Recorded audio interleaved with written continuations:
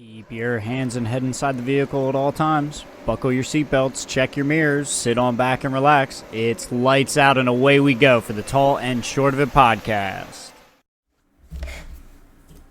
Hello, everyone, and welcome to another episode of the Tall and Short of It podcast, coming to you live from an empty refrigerator. I'm your host, Justin. And I'm Aaron. Welcome back, everyone. We've got another episode of the podcast for y'all this week. So plenty of the usual quick hitters, Formula One, League of Legends, a little bit of Valorant Champions that we'll get into as well, and Magic the Gathering. But Justin, good to see you, man. Good to see you too. We did a little bit of, a little bit of pregame conversation about the League of Legends series that we watched. So we'll get back into that later. But Aaron, it's good to be back for another week of the podcast. Why don't you give us your Rose Thorn Seed here for the week? Sounds good. So for my Rose this week, Colleen and I on Saturday drove up with Senna to New York for my buddy Steve's birthday. So we went up there having a party at their house. We hadn't seen their new house up there and everything. So made the trek. It was a long drive on Saturday. Traffic was not working with us, but it was a nice time up there. It was Senna's longest car trip. She did pretty well. We took one bathroom break halfway through, and she was pretty good to go. So I was a little worried. She's not the most keen on the car, so I wasn't sure how that was going to go, but I was pleasantly surprised. Nice. But while we were up there, just a weird note, we stayed over, and so just middle of the night, I don't wake up for much of anything. Out of nowhere, we are woken up by the loudest thunder Colleen or I have ever heard in our lives. It felt like it was right outside the window. Woke Senna. Was that this weekend? This past weekend, but we were up in Long Island, so it was. Okay, gotcha. I think there was some rain that came through down here, but I'm not really. It wasn't anything. Anything crazy, just a really nasty thunderstorm, but woke me up, woke Senna up, scared her half to death. She couldn't go back to sleep, and so we actually ended up letting her sleep in bed with us. It's the only time that we've done that, but she was real freaked out.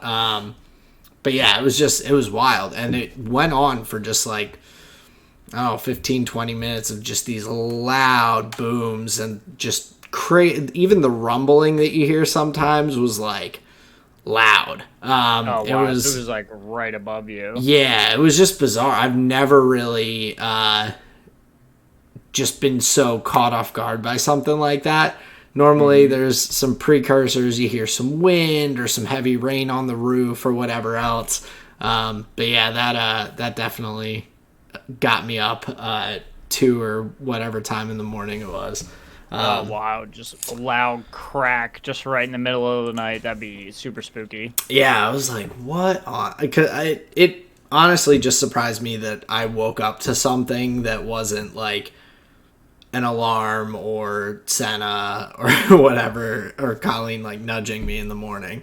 I was normally I'm out, so it was pretty crazy. But my thorn for this week is just, it's something that it's an annoyance. It'll be fine, but the pause on student loan payments is ending in the upcoming months, and so I'm I spent a couple of breaks today from work just trying to figure out how I can get rid of these things as quickly as possible and everything, and making some Excel sheets and stuff on payments and all. It's annoying. Like I said, it'll be fine.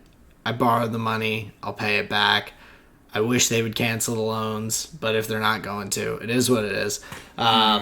So it's just going to be annoying to figure it out because I just want them gone as quickly as I can manage that. So, of course. Yeah, definitely not thrilled that they're starting back up shortly, but that is life. So, well, our buddy Joe Byron may, try a different law to go at it from. So, there may be hope yet, Aaron. Don't despair. I mean, I'm not counting on any. I know there's probably tons of people who are pretty opinionated on it. Like, I can manage with the payments.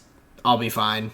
Would I love to have them forgiven? Absolutely. Like, no doubt about it. But yeah, it is what it is. So I'm not gonna fret too much. And if Mr. Byron does want to hook it up, then I'm all ears. But then my seed for this week is Colleen and I have been getting our lists together and everything for wedding guests and all, and so we were just mostly she put together our save the dates the other day, and so we're getting those ordered so that we can ship them off to everyone and all. So we're just excited about that. We're under a year now until the wedding by a few days. That this past weekend, or past Friday, I guess, was the 1 year until. So Gotcha. yeah, so it's just exciting as we're getting closer, and so about that time to send those things out. But yeah, that's my rose, thorn, and seed for this week. That's very cool. So now, does a save the date count as an invitation, or does I don't know how weddings work these days. Is there a formal invitation that then comes after? Is it a multi-step process? It's a multi-step process. All a scam to rope silly. more money out of the the wedding. That's wild. Oh yeah, they've okay. So there's a save the date, and then and then an invitation. Whoa. Okay, Yes. so now here's the funny thing. Are there people that are going to get a save the date, but then no invitation? Like, they don't make the second round of cuts? I don't have anyone that I'm sending a save the date to that I'm not inviting. Gotcha. That'd be funny. So there's the potential for it to go the other way. Like, if there are people who, I wasn't sure, but then some people aren't able to make it or whatever, and it opens up, more room at the wedding or whatever, then there might be people who didn't initially get the save the date that might get an invite. Maybe I'll invite Joe Byron. You never know. But you might be pretty slow getting there. Yeah, I mean, he could. I think he could move if he wants. Sure. It's all about how many of his blockers he has there in front of him. Right. So, but yeah. Anyway, that it is a process for just even inviting people to the wedding. Wild. Yeah. I will say it to anyone, but weddings are a commercial scam to some extent. I think it's great, and it's gonna be a blast. I like us having a nice wedding and doing the stuff that we want to for it and all, but just by adding the word wedding to anything, streamers, bags, just anything you can think of, if you put wedding in front of it, it triples the price. Mm-hmm. It's crazy. The amount of things that they're just oh yeah, here, add wedding to it, and now we're gonna just it blows my mind. Anything. Flowers. Flowers should not be as expensive as they are. It makes no sense how expensive flowers are. Sure. And then for a catering company, you could, if you wanted to do a basketball party, let's say 10 entrees cost $1,000. Same quality food, same 10 entrees, but just because you're doing a wedding, they'd be oh, that's 3,000. Oh yeah, more cocktail dollars. hour hors d'oeuvres. Yeah, 100%. It's Wild. crazy. But yeah, I'm looking forward to it. It was fun seeing the different pictures that Colleen put together to go on the save the date and all, and tell her which ones I was nope, I look weird in that. Which was a lot, so we I was gonna say we narrowed you it. look weird, a lot of them. Yeah, so it took a little while to narrow down, but yeah, good things, exciting things. But yeah, that's my rose, thorn, and seed. Well, damn, that's we learn something new every day, don't we? That's great. I mean, you knew it in your heart clearly because you called it out. Yeah, and it makes me sad that I was able to predict this. But You learn, yeah, you live and you learn something new every day. So you're just growing in your wedding knowledge. and we're just here for the party anyway, so who am I to judge? But Aaron, my rose here for the week. So we had a little bit of a, well, we had an old what'd you call it? Like an old toy chest Okay. as our um sheet storage down at the office, and pretty old. So like the top lifting mechanic like wasn't working that well, and like the wood was kind of splitting, but it was like, it still kind of worked. And So what we was this used holding? it sheets for our massage Oh, table. sheets. I thought you said Hmm. seats at first, and I was like, that doesn't make Car sense. seats. Yep, full of car I was seats. thinking like folding chairs or something, but Sure. either way, didn't make sense still. Regardless, we broke this by using it a whole bunch. So we had to, we got to get this repaired, or, find some way to save it or repair it or whatever. But this does mean, Sarah wanted to flex her antiquing muscles. There's a couple of places that she likes, and she found a nice like dresser set that has a bunch of drawers. It's like more stand up, so we get more space, and some now like I guess shelf space on the top of it, which is nice. We're able to kind of reorganize. We also had this like rug down there that's like been getting kind of old. We've had it down there for a while. It was like noticeably the color has changed on it. So we just like, all right, we can get this up out of here. Maybe like look to get a new one or whatever. So definitely some upgrades coming into the office. It sucks to lose the toy chest, but we gain more storage in the dresser. And like I talked about a while ago, we've been saving up for the speaker system in the ceiling, so Oh we're yeah, like mighty close to getting that and being able to get that installed. nice. We're like very close to that, so I think some upgrades aplenty. So that's my rose here for the week. My thorn here, I have written down here misplays and technicalities. We were playing some Commander yesterday.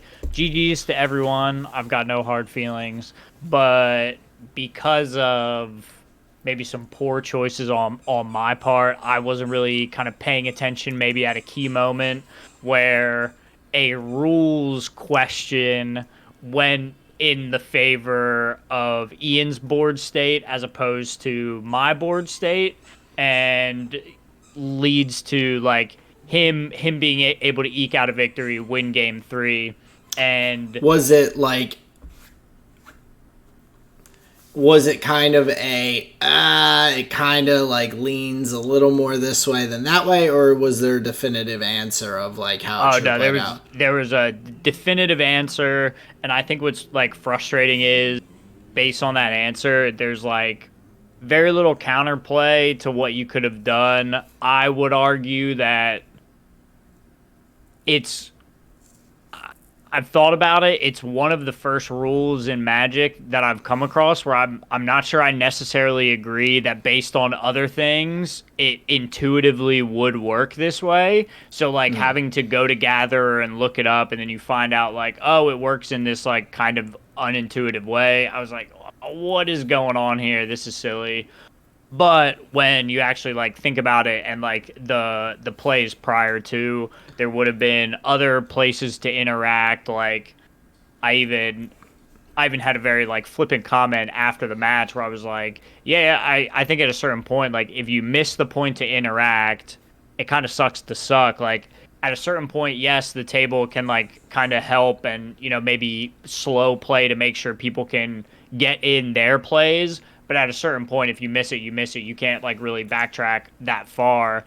So ultimately, what I'm getting at is like, while initially I thought I was mad at this like rule technicality thing, it's like, nah, if you look at the sum of the games, like you didn't play that great. And I think ultimately that's what I was like frustrated with, is ultimately like, yeah, I didn't play that great. Whatever, he Yeah. can win a game, it doesn't matter. Oh, it's 100% like that. I that is the frustration that I feel with so many things when, like, it's what I was talking about, I think last week maybe, with video games, where I'm like, I know that I can play better than what I did and all, and that frustrates me more than, like, getting beat by the other person. I'm like, by being like, oh, that guy's bad, I'm not always saying that, like, it's not always about him. It's about, like, why did I lose to that guy? Not saying that Ian's bad at Magic either, if not transitive propertying it, but just to say, like, that is where I can feel your frustration with that, because you look back and you're just like, yeah, like, I shouldn't have even been in this position, kind of thing. Yeah. You're in some ways like holding a mirror up where you actually think you're, pointing out some, something wrong in the universe. Well, it's like, no, you can just get good. So that's my thorn here for the week. The rule still sucks, though. I'm just saying. I don't even know what this rule is, but I'm with you on that one. Bad rule. I'm out. Yeah. The seed here for the week. Just really looking forward to F1 next weekend. We have a race coming up. Pretty sure next weekend, right? Yes. So, yep. Nice. We will be in back. The moment, I was like, did I just do my math wrong? No. I knew it was the last weekend in August, but then when I pulled up the calendar, I was like, wait a second, is that... Yeah. So, not this weekend, but the following, we will have the next race on the F1 calendar, which is Netherlands at Zandvoort. So even more reasons to be excited to what I thought may have actually been a mirage. Is it true? Do we actually? Yes, we do. It is not a mirage. That is, in fact, an oasis on the horizon. The oasis of Zandvoort for an F1 weekend coming up next weekend. Not this weekend, but next weekend. This week, we've got for F1, we're going to talk a little bit about our predictions here for the kind of back half of the season, see if we can come up with anything surprising that may happen, see if we can write the script in maybe any interesting way. But I think before that, we've got some quick hitters that we want to go through. Absolutely. So I'll start it off pretty quick, but Helio Castroneves is going to be stepping away from IndyCar as a full-time driver this coming year in 2024. He has been driving for quite some time in IndyCar. I forget exactly how many years, but to say the least, he was the Indy 500 winner in 2001, 2002, 2009, and then in 2021. So he is a tie for the most Indy 500 wins of all time with 4. Wow. So someone who's been doing it since 2001, at least with the Indy 500 win there. He's been doing it for 22 years or so, which is extremely impressive to be competitive in a sport for that many years. But big congrats to him on a great career as a full-time driver, and then of course he'll still be able to continue being a additional entry for teams at certain races. So he's going to be driving for Meyer Shank Racing at the Indy 500 next year with a third entry for them. So there's still opportunities for him to get out there and race. I think that's a cool IndyCar thing compared to like F1. Right, where you still have the opportunity to do a guest spot where, if you're out of F1, you're kind of out of F1. If you're a reserve driver, you're a reserve driver. If something happens, you get in, but you're not just like a floater, like an independent contractor. Yeah, extra man on the grid. So a gun for hire. Yeah, exactly. So that's exciting. Was Helio Castroneves, was he at the 2023 Indy 500? He was, yeah. So he's raced in it, I believe. I would assume every year since he's been racing, because he's been a full-time racer, I believe, the whole time. So Okay. yeah, I believe he would have raced in it, but he's been racing for, if this loads, I can tell you how long. But nonetheless, cool to see him going in. His first race was in 2001. So, yeah, Okay, wow. So 22 years. But yeah, pretty cool to see him get to take a step back, but still like participate in the sport overall. That's a cool thing. Yeah, very neat. Well, yeah, that's great. But staying in the IndyCar vein a little bit, Alex Palou, who we've talked about a little bit about his kind of domination of the IndyCar series so far, along with his opportunities with McLaren and all to get F1 practice sessions and things like that. And then, of course, him being a prospect for potential drive at Williams or AlphaTauri next year. He has gotten into a little bit of some contract tiffs, and it kind of sprung back up just recently before this last week's race that they had in Indianapolis. But basically, the timeline of it was last year there was conversation of Alex Palou potentially leaving Chip Ganassi Racing, going and racing for McLaren and all in 2023. That then was disputed by Chip Ganassi Racing. They took Alex Palou to court. Eventually, he was like, yes, I'll continue racing with Chip Ganassi after they did mediation or whatever with the court case, and decided to stay with Chip Ganassi Racing. So since then, McLaren and Zach Brown have consistently continued to talk about Alex Palou being a future part of the organization and with the Arrow McLaren team and all of this. And basically Alex Palou has now said that he is not planning to McLaren says that he had a contract with them for 2023 that I guess also included 2024. So the expectation was when his Chip Ganassi contract runs out at the end of this year that he would come and race for McLaren. They were trying to get him a year early and have him break his contract essentially, I think. So, McLaren Formula One or McLaren IndyCar? IndyCar, but Zach Brown is the McLaren Racing CEO, so he oversees kind of both ends of the spectrum. Gotcha. Okay, so then that saves me from asking the dumb question, which was going to be, so when was this in the timeline with the Piastri conversations, but they're mutually exclusive, they don't have anything to do with each other? I understand. Okay. Yeah. So is the climate looking like now Palou will indeed race for McLaren? So it's looking less likely, and so now Zach Brown, who was on kind of the winning side of the similar instance with Piastri last year, where he was like, I'm not racing for Alpine. I don't have a contract with you. I have a contract with them.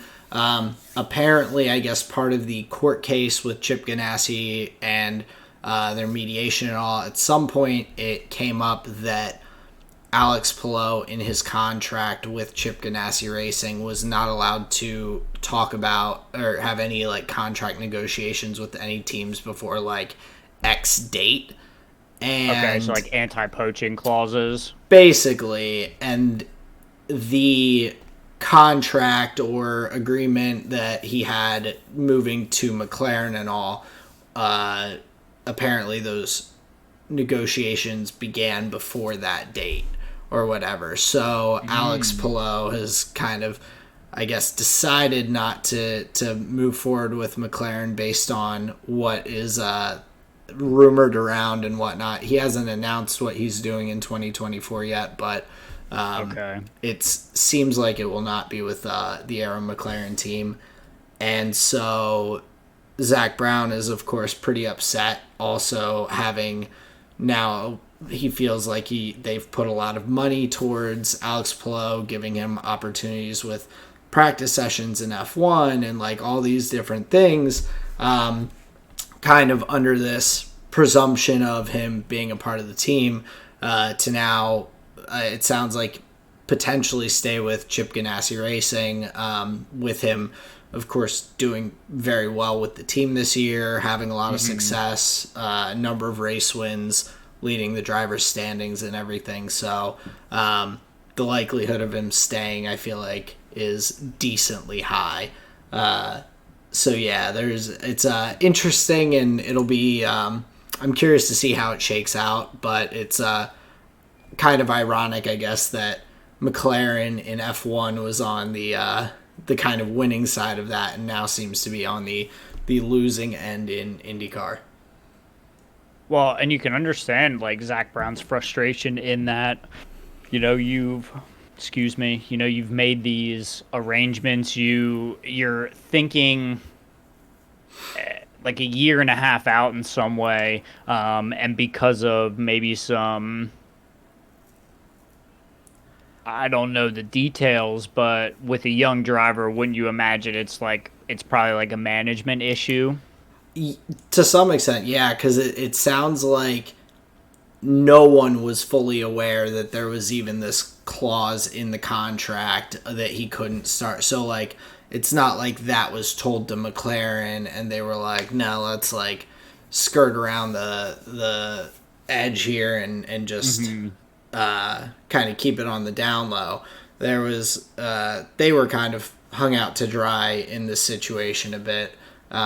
Whereas I guess on the side with Oscar Piastri and Alpine, that was just Alpine got caught off guard by Alonso, and then were like, well, this is our solution, without actually solidifying anything first. Sure. So that Kinda was a going little on mismanaged. Yeah, mismanagement on Alpine's side there a little bit. But yeah, just a weird, wonky kind of situation with that IndyCar, and Alex Palou's contract for next year. Well, looking forward to hear, who is in what seat. Obviously those things aren't going to go taken care of for long. They'll figure it out pretty quickly to make sure someone's got to drive in their car. So yeah, we'll look forward to see who the name is then. Yeah, but someone who doesn't have a seat but had an announcement, Nick DeVries, this past week, announced that he is going to be, or he's planning to go to Harvard as his next path. He wants to study negotiation and leadership, or the major, I don't know if they're majors or the things he wanted to study at Harvard. So Right. That is his plan, not returning to racing immediately, at least. So best of luck to him over at Harvard, a modern day Elwoods. Yeah, that's going to be exciting stuff. I hear being an adult student can be just as tough as, a student. Yeah, tougher even. So Could be even tougher. Yeah, so best of luck to him there. I just thought it was interesting. I was like, whoa, Harvard. Like, do you just, like, if you're a celebrity, can you just, like, get it? Like, I have no idea anything about his schooling or prior education. Just to be like, yeah, I've been racing my whole life and just racing only, and then be like, yeah, I'm just going to go to Harvard. I was like, oh, okay. That's cool. Yeah, I'd be surprised what his formal education is, but based on like how he talks in interviews and the like, he seems like a pretty educated guy. I don't know. He's like, oh, he definitely does. But I mean, Harvard is not just like yeah, I'm just gonna, like, not anyone can just be like, yeah, I'm just gonna go to Harvard. I mean, it's a pretty solid extracurricular, Yeah, Formula One, and he probably aced his SATs. He probably knocked it out of the park. must have something. But looking Got a at good wreck. another former driver, Seb Vettel, he, I guess, was in an interview and he was talking about how in last season he actually drove himself to all of the European races except for Baku and Silverstone, to try and, like, reduce his carbon footprint and everything. And I just thought, like, I thought it was interesting, just in terms of F1 is trying to reduce emissions and everything. They're talking about, like, all of these ways to do it and whatnot. And Seb was out there kind of doing that, and it, like, just it kind of, in my mind, like, pushed me more towards that, like, they really should rework the calendar a bit more and continue to rework it to kind of regionalize the sections of the calendar, if Sure. that's going to be the overall goal. Like, with Seb, it's one person, it's a lot smaller impact than being able to do that with full teams and equipment and trailers and all the everything that the circus that they carry around with them week to week, instead of flying halfway across the country with it and back to go 2 hours away from where you were before that trip. Like, Well, and then here's an interesting angle from the spectator point of view.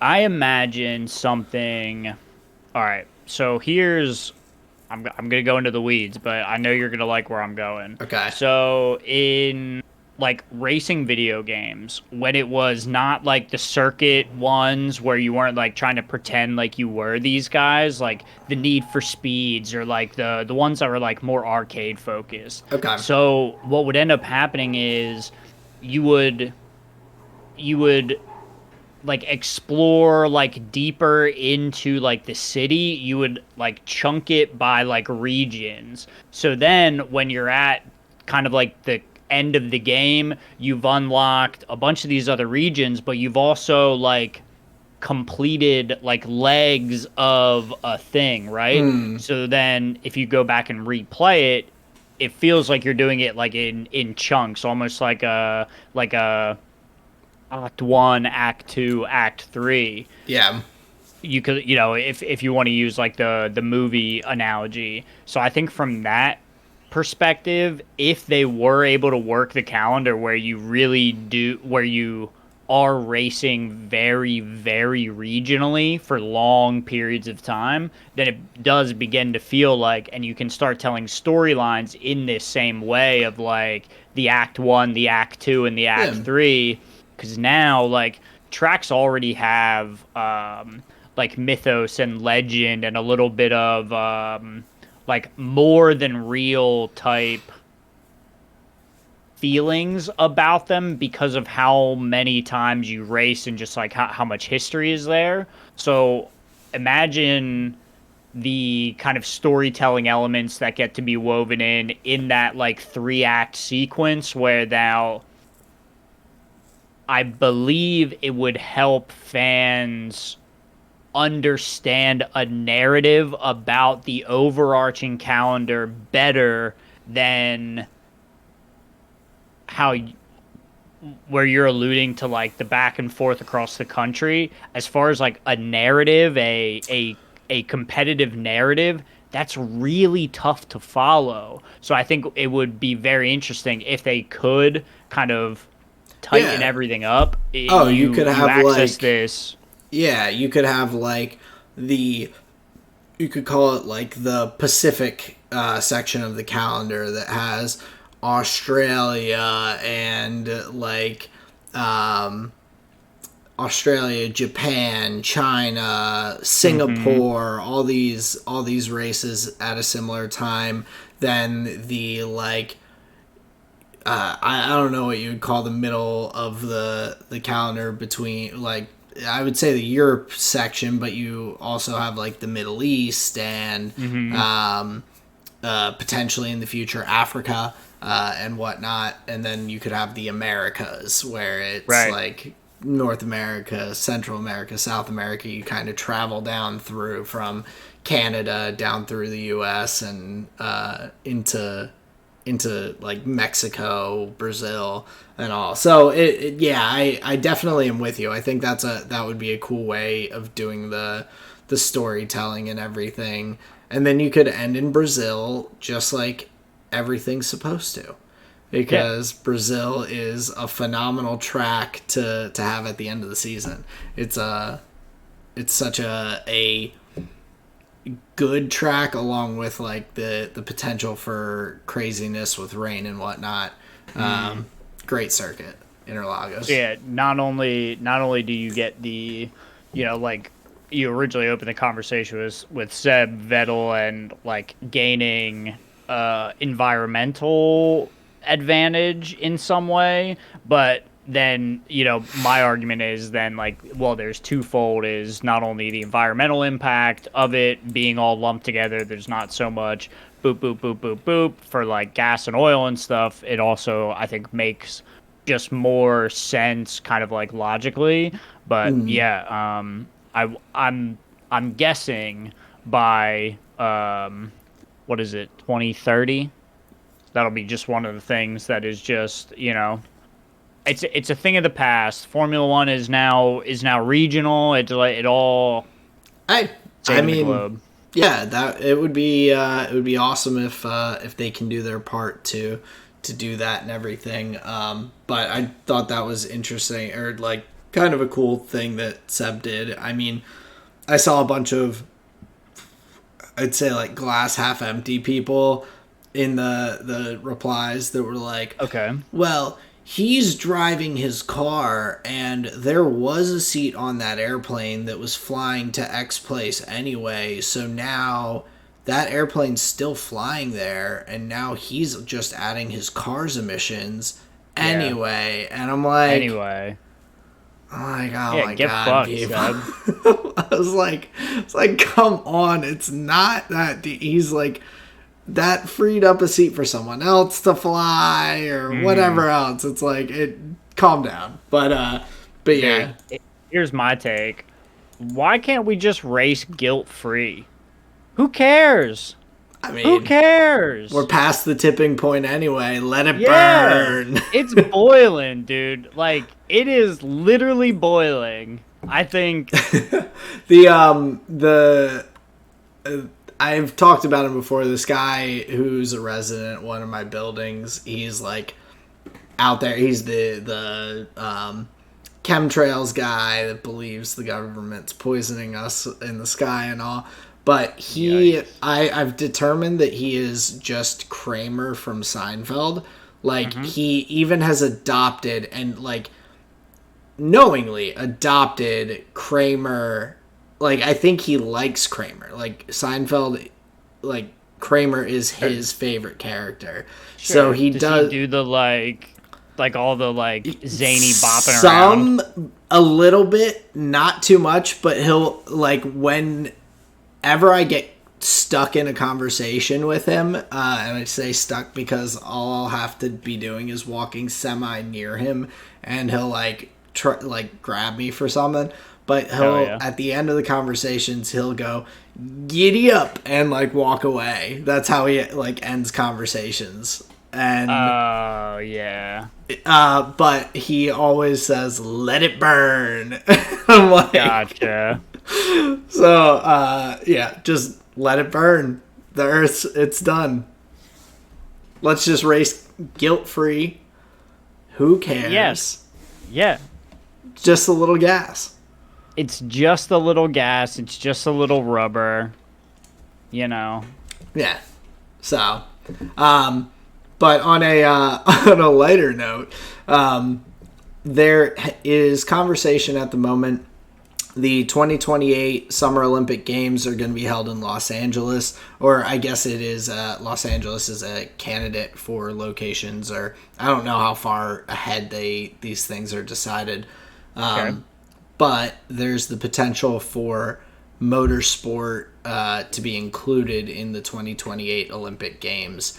That's fun. I don't know exactly how they would do it, but Sure. I saw this come out, and I think it would be interesting because I really would love to know how they are going to have all the best drivers from each country compete. And I really just want to see Nikita Mazepin in any vehicle that they're willing to give him.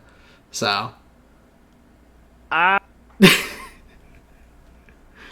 going to venture to guess that Nikita Mazepin would win gold in every event that he was entered in. But what concerns me more is, like, I haven't watched the Olympics for a while now. It's not something that, like, really doesn't really just grab gets me your going. attention. But it, like, every year they're just adding more and more events, and I think they're just trying to, like...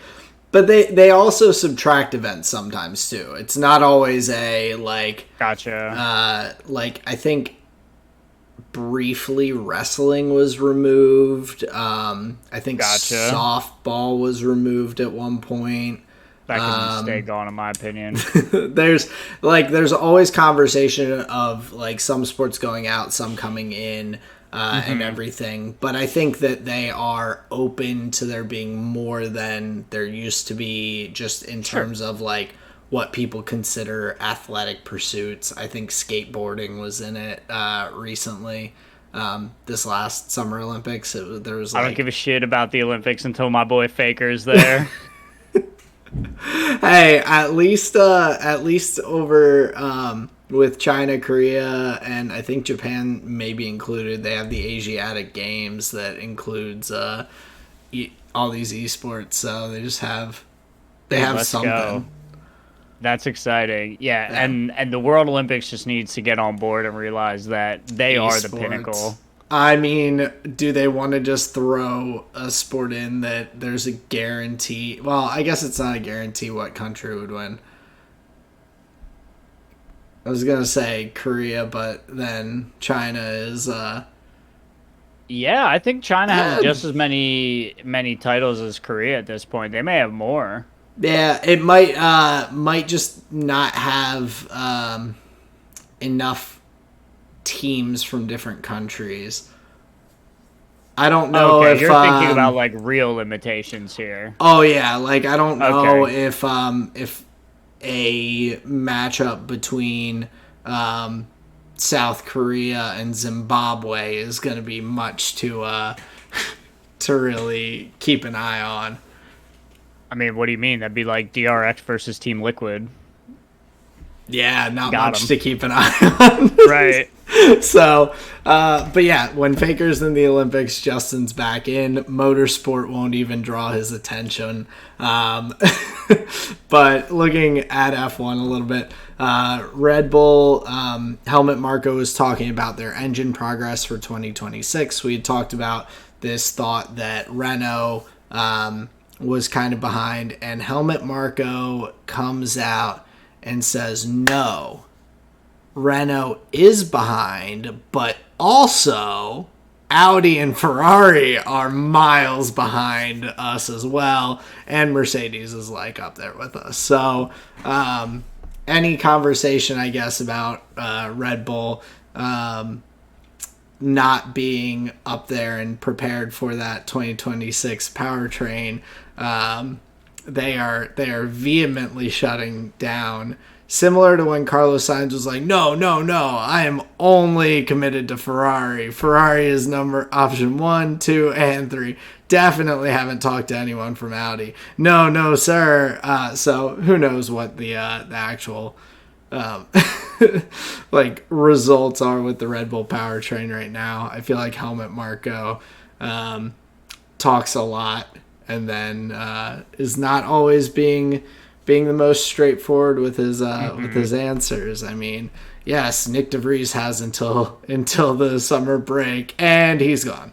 So I think Helmet Marco feels like just an inflammatory like Twitter account he where Red Bull does. just uses to like just say like hot takes, and nobody's gonna like give this old guy flack. So it's basically like a bulletproof vest that Red Bull can hide behind. Well, the thing is, they everyone will give him flack, but because he does it so much, it's kind of like when Trump was the president. It was like you get so used to just all the crazy things that he's saying or that are happening and everything going on that you're just like, it becomes mundane.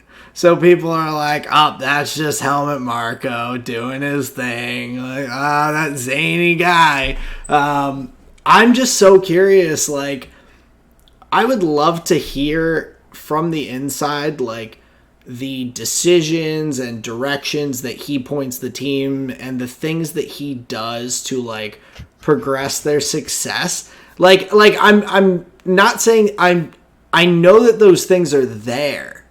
Like, they have to be. He wouldn't be in this position if he was, like, doing nothing beneficial for the team. But, like, the only things that I ever see are, like you said, just him being, like, an inflammatory Twitter account where it's, like, every, like, interview quote I see is him just trashing someone else or, like, including just like trolling the journalist, including his own drivers. He's like talked so much trash on Checo this year about how man. Like, and things that I've seen. Like I very rarely. The only like thing that I can distinctly think of that has been like a Helmet Marco, like this is how he's shown his success or whatever, is the fact that he offered Max the Toro Rosso seat and kind of sniped him away from Mercedes into the Red Bull program. And that was 8 years ago. Yeah, like that's the only story that I've heard of a definitive thing that he took action on to. And like I said, I'm sure there's like tons of things that he's a part of behind the scenes or conversations about like directions of the team and decisions. But I would love to know what they are, because all I hear is like what I'm imagining is like him, Christian Horner, the Red Bull like board or executives or whatever sitting there around the table, and they're like, yes, our engine, we've got good results for 2026 so far. From all reports, it sounds like we're even with Mercedes, and that Audi and Renault and Ferrari have kind of fallen back from us. Like, it looks like we've got a 15 horsepower advantage. And Helmet Marco walks out of the board meeting and like bumps into journalists outside the Red Bull factory, and they're like, oh, Helmet, what's going on? And he's like, we're miles ahead of Renault and Audi and Ferrari. It's just like all the other things that like were discussed and like the conversations about everything. Oh, our our battery is like really just holding charge well. The transfer of that into the power systems, like everything seems good with the new components, yada, yada, yada. And he's just like, we are way better than everyone else. Yes. Meanwhile, contributing not much. That's just the outer or outside perspective that I have of him. And so it's just a very entertaining thing for me to kind of wonder what goes on behind the scenes. Oh, dude, when you were asking, what do you do here? Like, what does he do? I was just getting big Office Space vibes of the conversation with the Bobs, and he's like, no, I bring the specs from the customer to the engineers. They're like, why do we need you? They're like, what do you do here? God damn, dude, that is so funny. But yeah, I imagine Helmut Marko is effectively just their social media manager. basically, Just give us the hottest takes possible. or it's just the social media manager just asking him all these questions to just send to the nearest news source, just to get people riled up. But looking at some F1 contract things, it is rumored that Lewis has re-signed with Mercedes. Shocker. But an interesting thing that came out with this was apparently Ferrari, the company's president, reached out to Lewis directly as an attempt to woo him to bring him over to Ferrari, and it sounds like I mean Ferrari won him. He's not even that good. I mean that's kind of a pretty cool move from Ferrari's side. It's not just like Fred Vassar being like, "Oh yeah, Lewis, like you're having a great year, like love to talk to you about." He's like, Ferrari's president is like, "I'm picking up the phone on this one." Like that's a pretty cool thing for Lewis to be able to be like, "Yeah, like they don't even try to come at me with like any of the like preliminary people. We're going straight to the top if people wanna come to me about a contract." Maybe it's just straight up silly to him. Maybe he doesn't even care. He's like, why do they think they can take me away? My loyalty is steadfast. I mean, you could say that, but at the same time, money talks, conversations about kind of the prospects for the team definitely play a part where I mean, we saw for Fernando Alonso leave Alpine to go to Aston Martin because his conversation with Lawrence Stroll about the team's kind of trajectory and plans and everything. So I don't know. I think if you're going to have a shot at stealing Lewis away from Mercedes, you gotta kind of go big or go home. And I feel like that was a pretty impressive little name drop from the Ferrari team to be like, "Hey, can you give this guy a call for us?" Well, I don't know. I mean, it's like in the first Tom Holland Spider-Man movie where he his buddy says, "Oh, Peter knows Spider-Man," and then is like, "You gotta go to this party and show up as Spider-Man," and be like, "Yeah, I'm best friends with," like trying to name drop big. Ferrari's like, "Yeah, let's have our president call him." And my argument is like, yeah, who the fuck is that guy though? You know what I mean? He's the money guy.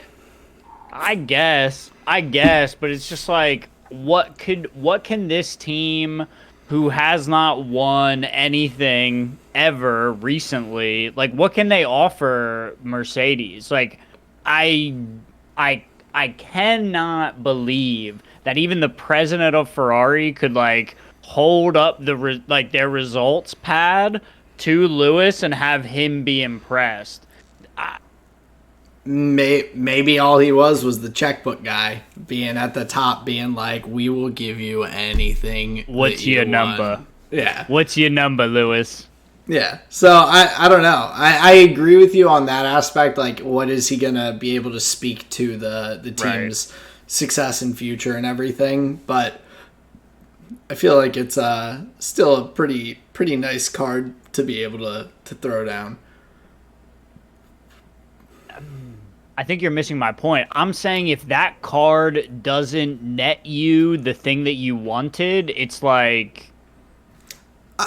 Okay, I get what you mean. But, like, then it's just... How ace in the hole is it if, like, even that guy just gets hung up on? He's just like, "Aw." But, I mean, then... you know? Like, so you're just saying it's just, like, no one should attempt to, like, talk to Lewis about contract negotiations because you just have to assume at this point that he is a Mercedes lifer for the rest of his career? Is that, like... Because, I mean... when you frame it that way, I actually like agree with you. No, you can't just because that's why I'm like, the I think attempt is worthy, is what you're saying. yeah, like you have to go for it, and if you're gonna like try, like you kind of got to go big because that's kind of your Okay, only like he would be shot. your Like best shot if. right, like I All mean, I'm right, all sure. right. Yeah, because I'm sure, like, just from around the grid, Lewis probably has plenty of conversations with people from other teams that he's known over the years who have bounced around and engineers and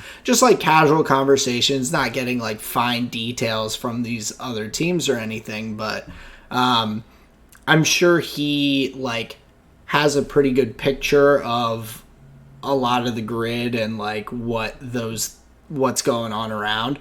Okay. So yeah, if you're gonna like try and woo him, like you kind of gotta send it because he's probably already got a decent idea of where things are for the most part in terms of like success and like how the teams are like how competitive the teams are going to be. Sure.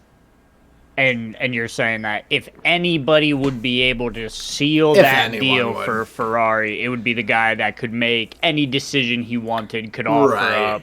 And Okay. like the biggest All right, fair name enough. biggest name in racing, like biggest Yeah, guy yeah. on the biggest name, like it's kind You've of convinced me. yeah, it's kind. But I do get that it's like on the side of like what can he actually do to woo him. It's like there's probably not a lot, Right. but name recognition in itself is something. But looking at some of the other seats, and we'll kind of talk about this as we get into the drivers. But of course, Mick Schumacher is still coming up in plenty of conversations as a potential candidate, particularly for Williams with the Logan Sargent seat, the ties with Mercedes and all. Williams having those ties with Mercedes, it's going to keep coming up as a conversation point. Personally, I don't think Logan Sargent has been bad enough to just drop him out. I think he should get another year, but either way, it's not like he's stood out like Piastri, where I'd be like, why'd he get dropped? So Right. Yeah, I think like it feels like I'm on the fence in some ways. It seems like based on how rookies have been performing in like the recent couple of years, yeah, it does seem like they need a little bit of warm up time, a little bit of lead time, like to learn. But then the other side of it is like, yeah, but look at Piastri, and what if the answer is be ruthless with these cuts, so then you can just filter to the next Piastri that's going to be able to hop into the car and go. yeah, that's fair. I think I think my concern would be there have been plenty of drivers throughout the history of racing and F1 and everything that I'm sure had mediocre first years and didn't really impress people and then really progressed a lot. There, of course, are going to always be standouts, the Lewis Hamiltons and Oscar Piastris, Max Verstappen, some of the rookies who have had like success or found podiums, wins, things like that in their first years of racing. But I would say that's not like the norm necessarily. No. And so on a side of like, okay, say Logan Sargent, say you go, oh, nah, we're not going to give him a second year, and he goes to race an IndyCar or something like that, and all of a sudden starts having a lot of success. He's like driving really well, doing a nice job, climbing up the standings over there. Like, it's not just a flip of a switch and like, oh yeah, let's get him back into F1 kind of thing. Like, there are now all sorts of like hoops and things to jump through. I feel like that kind of should play a part, or maybe does play a part in team's thought process as well. It's like, well, if we let this guy go who wasn't really bad, but wasn't really like a star, who's going to say, like, you kind of could get into a cycle of, try this guy for a year, didn't wow us, boom, gone. Try another guy, and you get into this like cycle of just right, unimpressive. where you're not being patient enough. Yeah, and so like I think from his side, like he hasn't. Early races, he was struggling for sure. Like back of the grid consistently. Since Williams has brought some upgrades and all, he's been like solid. Like he's not too far off Albon. He's almost had points a couple of times. Looking like he's able to handle the car a bit better, and so maybe that progress could continue and move in the right direction without if you hang on to him a little longer. But at the same time, if Williams really feels like someone is head and shoulders above, I just don't know if Mick Schumacher is. I don't think Mick was a bad driver by any means. I could see him driving in F1 again, but I don't know if he's this like standout that I'd be like, yeah, Logan Sargent is like just way behind Mick Schumacher, so let's bring him back in. If you get the opportunity at Alex Palou, if that could happen for him to come into Williams, that's another story. Right. So where you've got like a leader of another championship, like competitive series coming in. That's one thing. So your thing hinges on like who the next available field is, and if you just have a class of studs, yeah, I mean, I think you try out as many of them as possible, because then it's just a numbers game. But sure, if you're like worried about who's going to take the seed and like F2's looking really like dry, there's nobody that's, whatever, sure, yeah, you just like train this guy up and that's fine. And then because what do they do in like, I mean, even in esports they do it, and sports, you actually gain value. Even if you don't want to use them long term, you have value in like, you have trade value away having like an experienced driver. Oh yeah.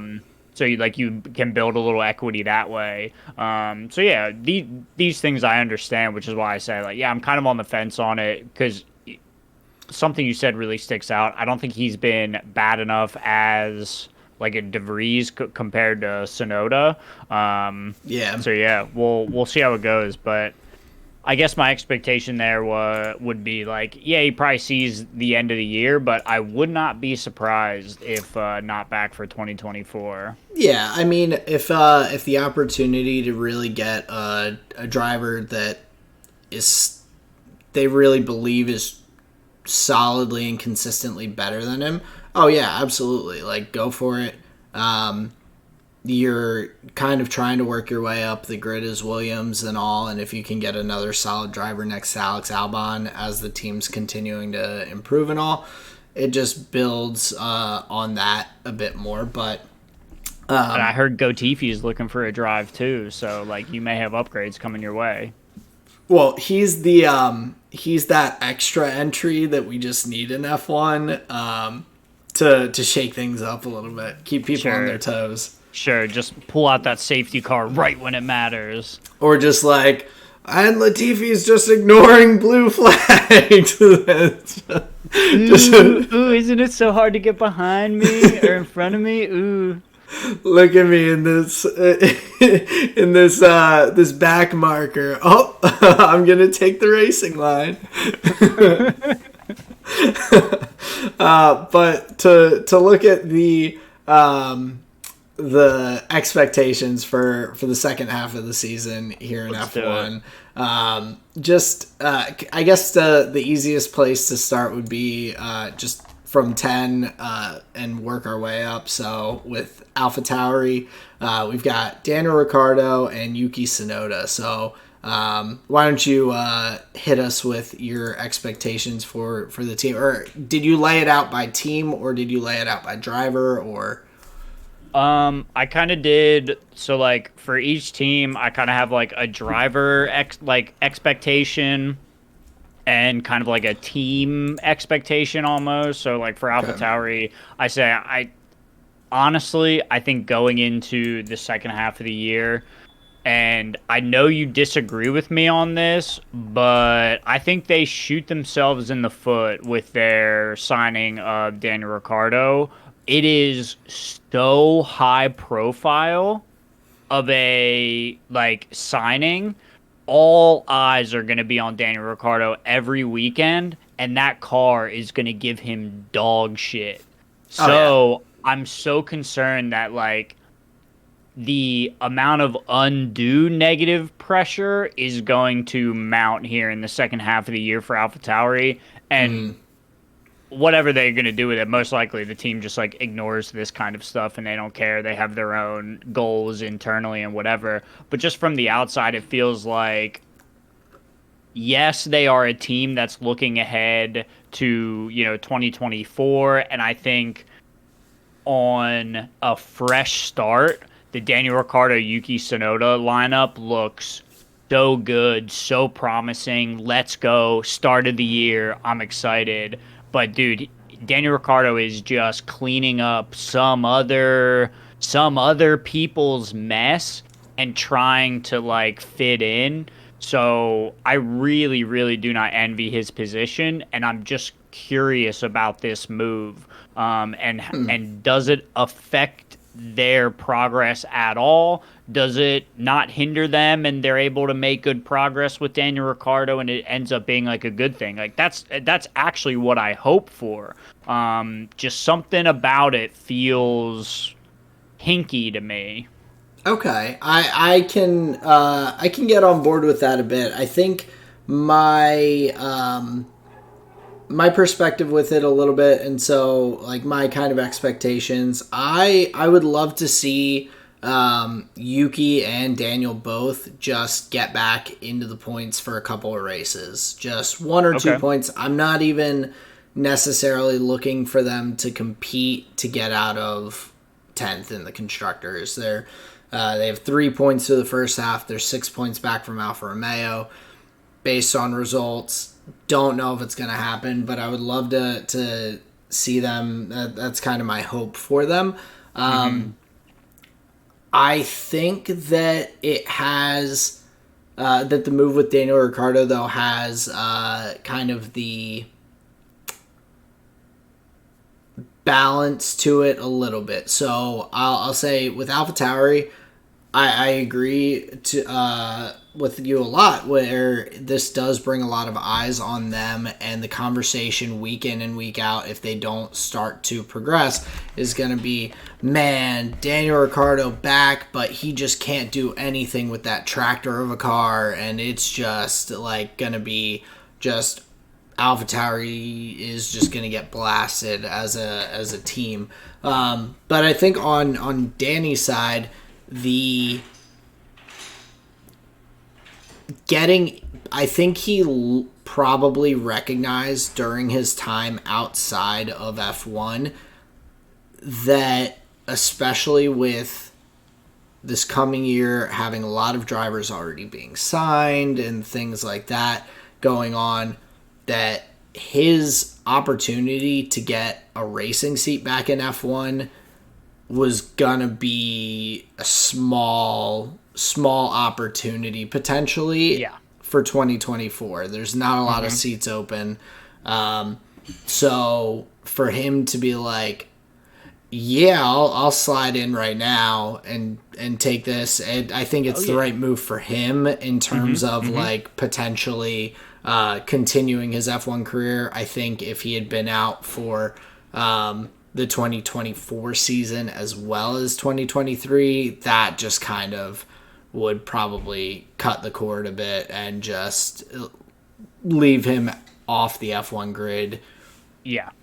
for the future as well. Yeah, this makes sense to me as I well. think on his side, it's good. But I do agree with you with the AlphaTauri team potentially not looking as hot with that signing. So I feel you on that. But let's move over to Alfa Romeo, the other Alpha on the grid, with Zhou Guanyu and Valtteri Bottas.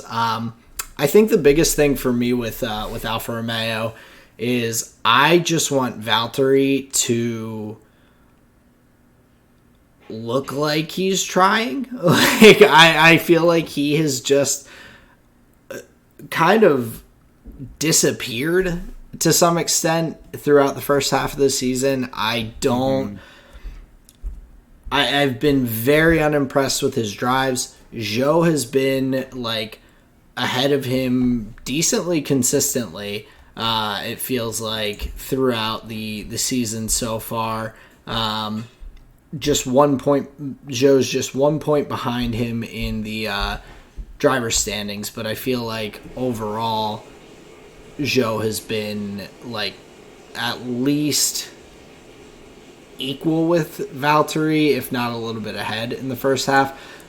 So my biggest thing is for Valtteri to really like look like himself and start going for overtakes and not just kind of getting into these like zones of just no man's land where I feel like I don't hear his name at all because he's not getting passed by anyone, he's not passing anyone, he's just lingering in that 15 to 18 range on the grid, and just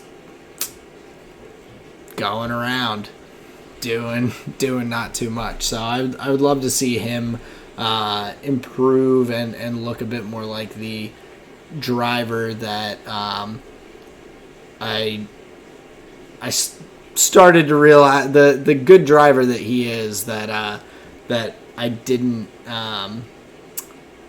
cherish as much when he was on Mercedes. We didn't know what we had until it was gone. Exactly. But yeah, 9 points between the two Alfa Romeo drivers is not really what you want to see, and you kind of hit the nail on the head with Valtteri here.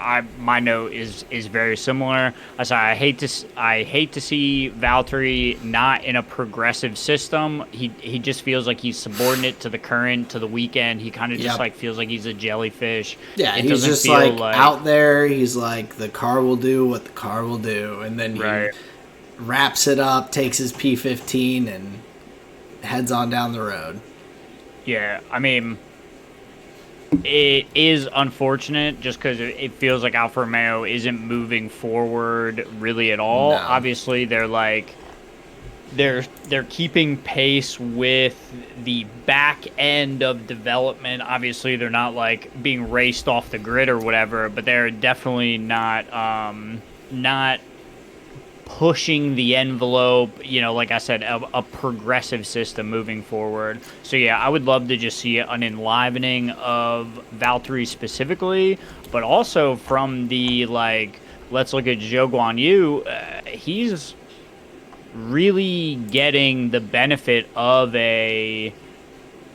do you use the word slumping Valtteri, or is it just kind of the vehicle he's in and he's actually doing his best, or is there some kind of checked outness to his performances? It's tough to say, but if you're a Zhou Guanyu, your drives are looking pretty fucking great. Compared to this guy, if you're able to out-qualify him on some weekends, finish higher than him on some weekends, the conversation for you gets a lot better as far as marketability, moving yourself up the grid.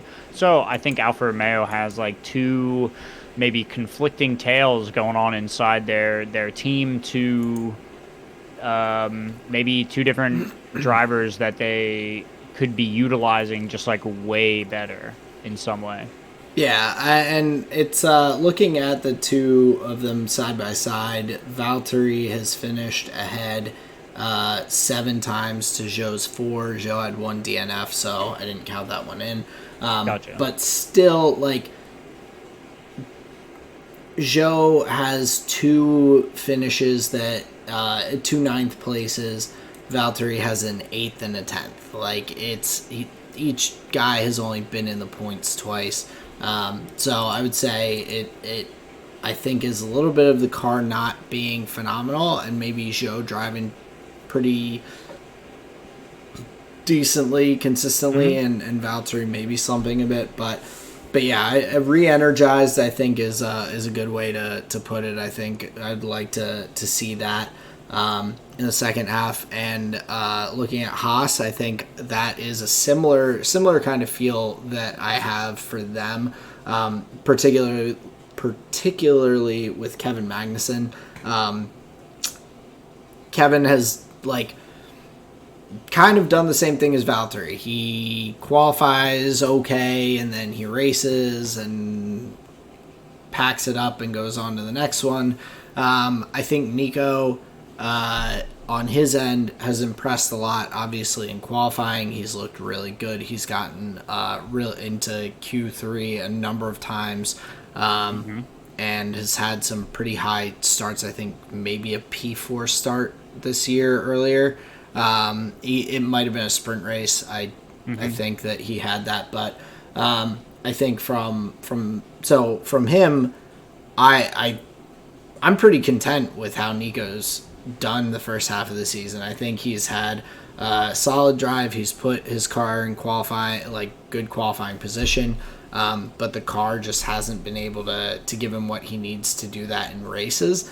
And so from Haas, I just really want them to work on some of the things that they have said publicly that they're working on with their tire degradation and things like that, so that they can give a better race pace to Nico, who's having a what I would say a solid year in the car that he has, and then hopefully Magnussen picks it up along with the team in the car, and gets himself kind of caught up a little bit to how Nico's been doing in qualifying and all.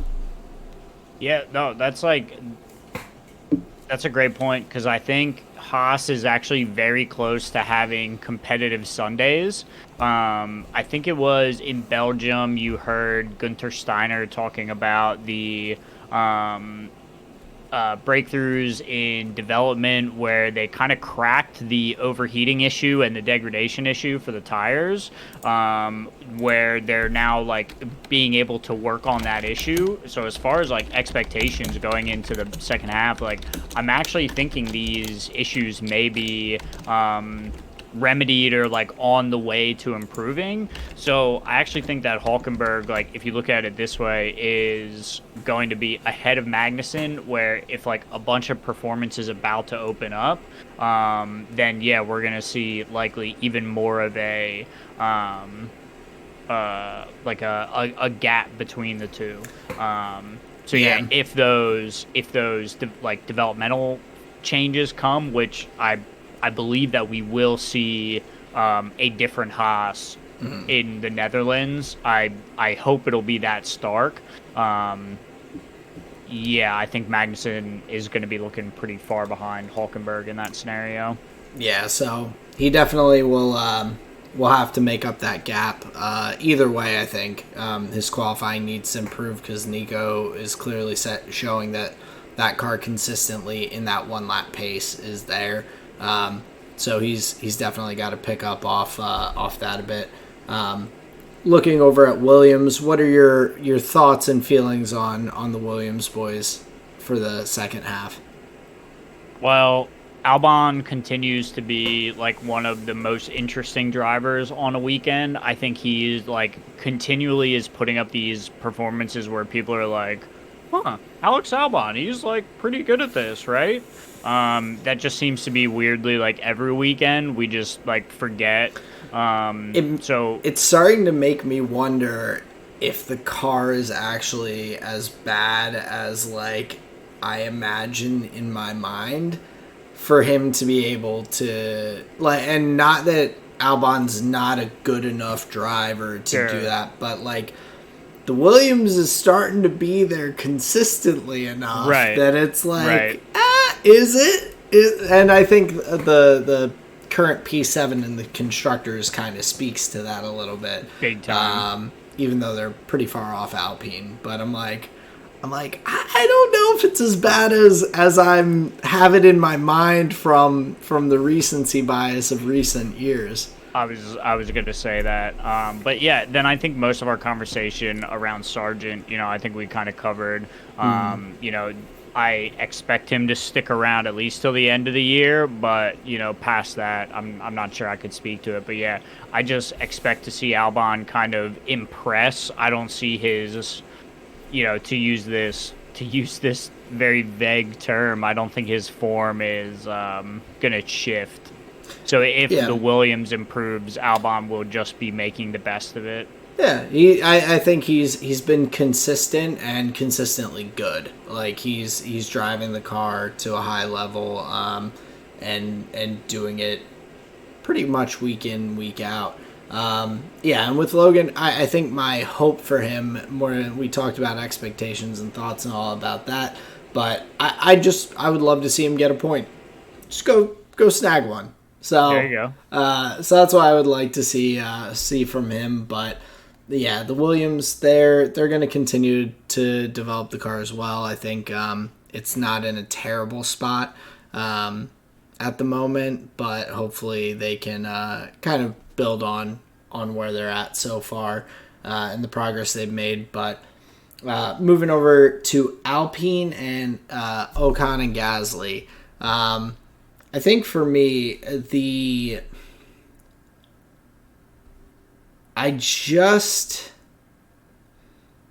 don't want to see them crash into each other. I don't want. I want the reliability from both driver standpoint and car standpoint to improve. I think my expectation for how they're.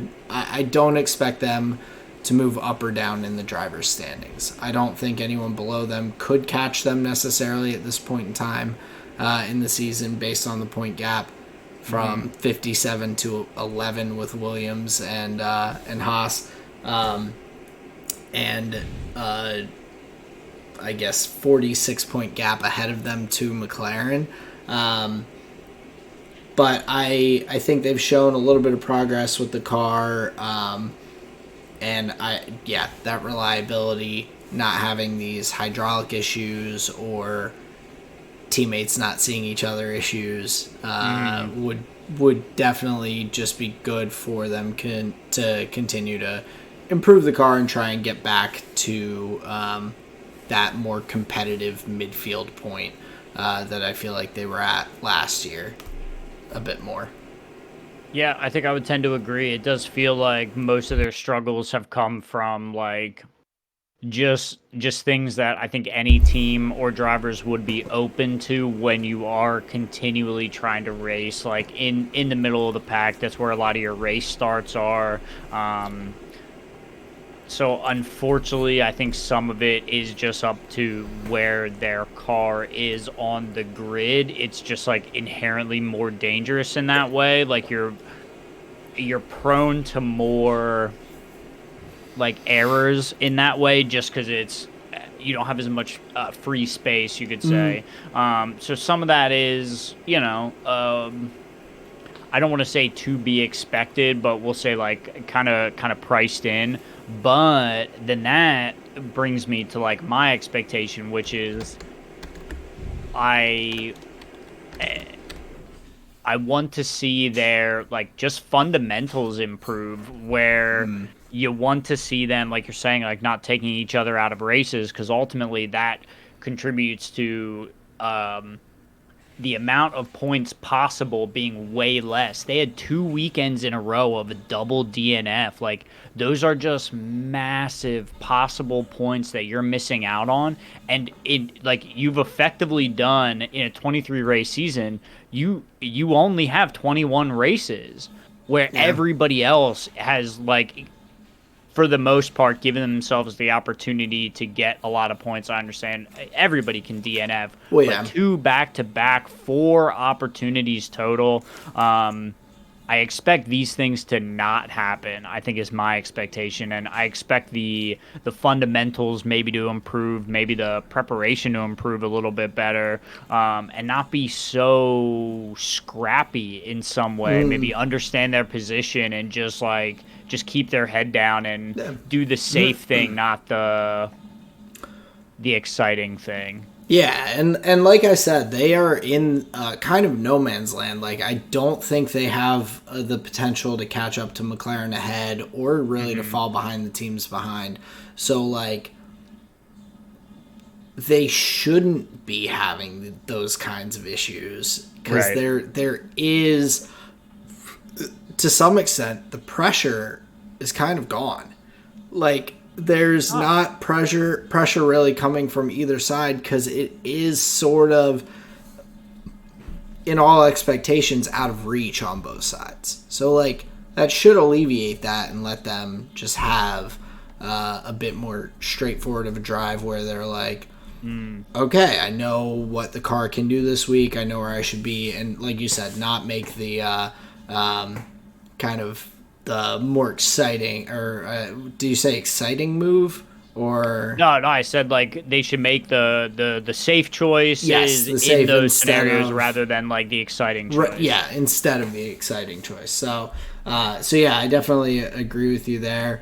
I think my moving over to McLaren, my expectations for them may surprise you. I think that McLaren may be the only team on the grid who could potentially take a race win off Red Bull without some catastrophic something happening to Max or Checo's car. Okay. I think that it would be track and weather specific potentially if it were to happen. But I have not seen enough from the other teams around Red Bull to think that they are going to make that leap to challenge them outright for race wins at all.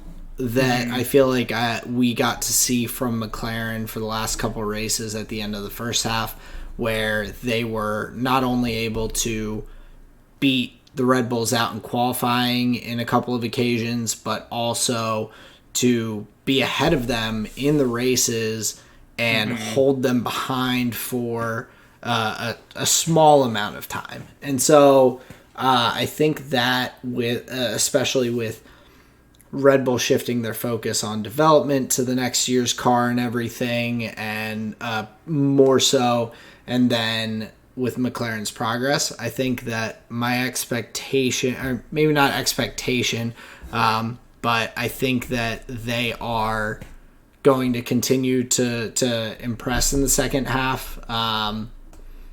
They're a bit far to catch anyone ahead of them in the standings, but based on some of the points finishes they've had recently, it's not entirely out of reach for them. But I think that they may be the only car that has that shot. Yeah, I mean that sounds about right to me, honestly. Yeah, based on their pace towards the, before the break was mighty impressive. I think the only thing I would add to that is I would expect Piastri to get a podium here in the back half if development continues in the way and the drivers stay as frosty as they have been. Yeah, I don't see it going any other way. And maybe that just kind of speaks to your point. If, Piastri's getting a podium, where's Norris, right? So, Yep. I'm just expecting good things from McLaren just all around in the back half of the season. They're gonna be very exciting to watch. Yeah, and a good point about Piastri too. I think he, it sort of slipped my mind that he didn't get a podium because of how well he's driven the last couple and the P2 in the sprint race, I think. Right. But a real podium in the second half. I like that. looking over to Ferrari in fourth in the Constructors' Championship right now. I think from them, it's kind of tough to say other than with still team strategy and pit stops and things like that. The real just those mechanical kind of elements of the race and just doing them right consistently. I don't have a lot of areas where I am expecting them to or I need them to improve. I think Carlos and Charles are both driving pretty well. I don't think either one is performing poorly. I think the car just doesn't have the straight line speed or cornering speed that some of the cars ahead of them do. I just think that it's more of a car issue, and hopefully the team can continue to improve it, but I don't imagine them having, as you get higher and higher on the grid, I feel like there is less opportunity to make big leaps, kind of like McLaren did. McLaren was finishing 15th, 16th, 17th. They made some improvements so that they are competing. And so it's easier to make that jump over the middle than for Ferrari to make those small gains kind of at the top. I think I expect them to maybe surpass Aston Martin in the Constructors if Aston Martin continues their current kind of trajectory after the start of the season. But from the driver's side, I think Carlos and Charles are driving very well. They're doing the best they can in the car.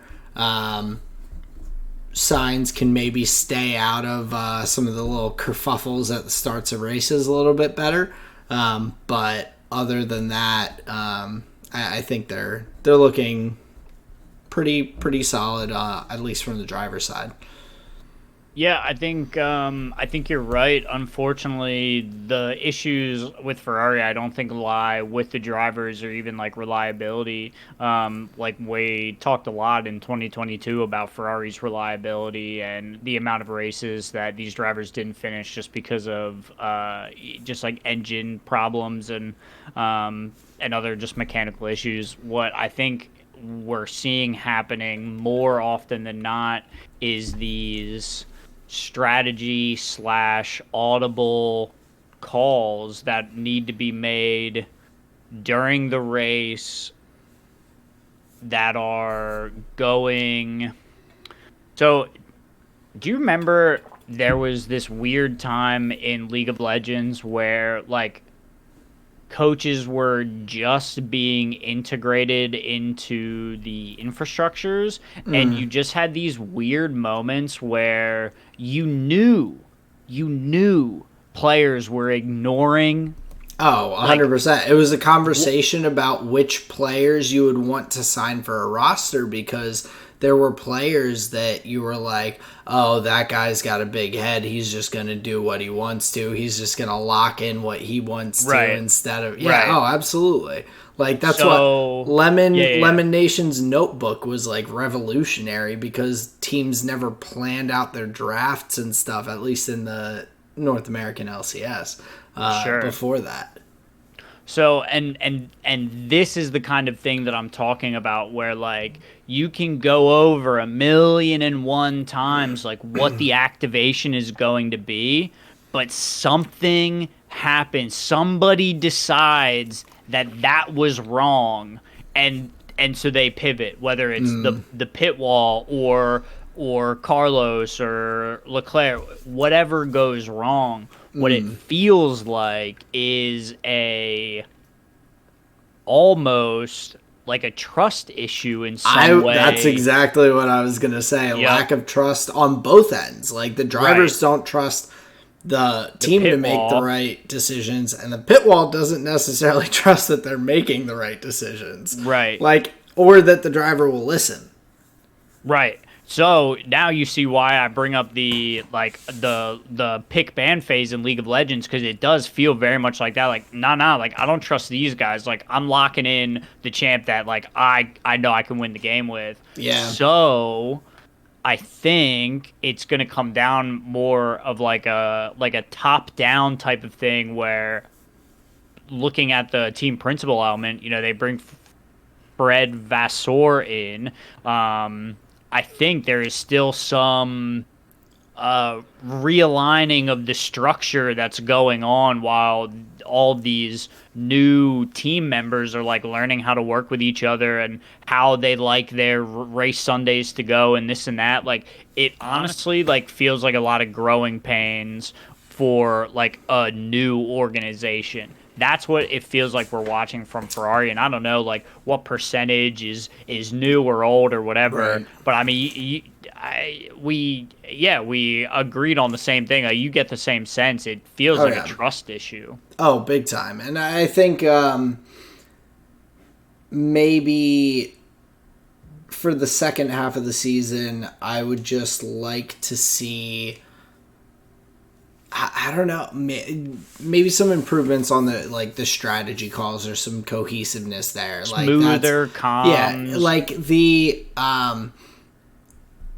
it's funny. It's funny to think about, because Ferrari, like, they're joked about having like plan A, plan B, plan C, plan F, plan Q, like 36 plans for what could happen tire strategy wise, and like pit stop windows and everything. And it's like, maybe you need A, B, and C, and then to like put a lot of that focus onto like the other components of the race, and like have some plans in place so that you and the driver are on the same page if there is a safety car at X time in the race, or if there is this or that could, like, those other potential, if there is, looks like it might rain tomorrow at 12:30 and the race starts at 12, like, okay, like, let's maybe put some thought into the tire strategy, go on the soft tires at the start, so that, like, as you're getting to that end of the stint, like, you have the potential to throw on the intermediates if it starts raining, or to just continue on your tire, like maybe, I'm sure they talk about some of those things, but I feel like, yeah, nailing down some of those things within the team strategy and cohesiveness would be nice to see from them. Yeah, big time agree. But moving up to Aston Martin, third in the constructors. From them, the biggest point, I want to see them back to being competitive for the podiums like they were at the start of the season. They came out hot. They looked really good, sharp with like everything. And then on the driver's side, I just want to see Lance kind of bridge that gap to Fernando a little bit. It's not an easy task. Fernando's a great driver, one of the best. But I think Lance needs to show his stuff a little bit more, especially if the car is like getting them back in a position to compete for those podiums. Like, he needs to be able to try, at least be close to snagging one after the performances Alonso put in. And not to knock him for his early season after having the wrist injury and everything right before the season started.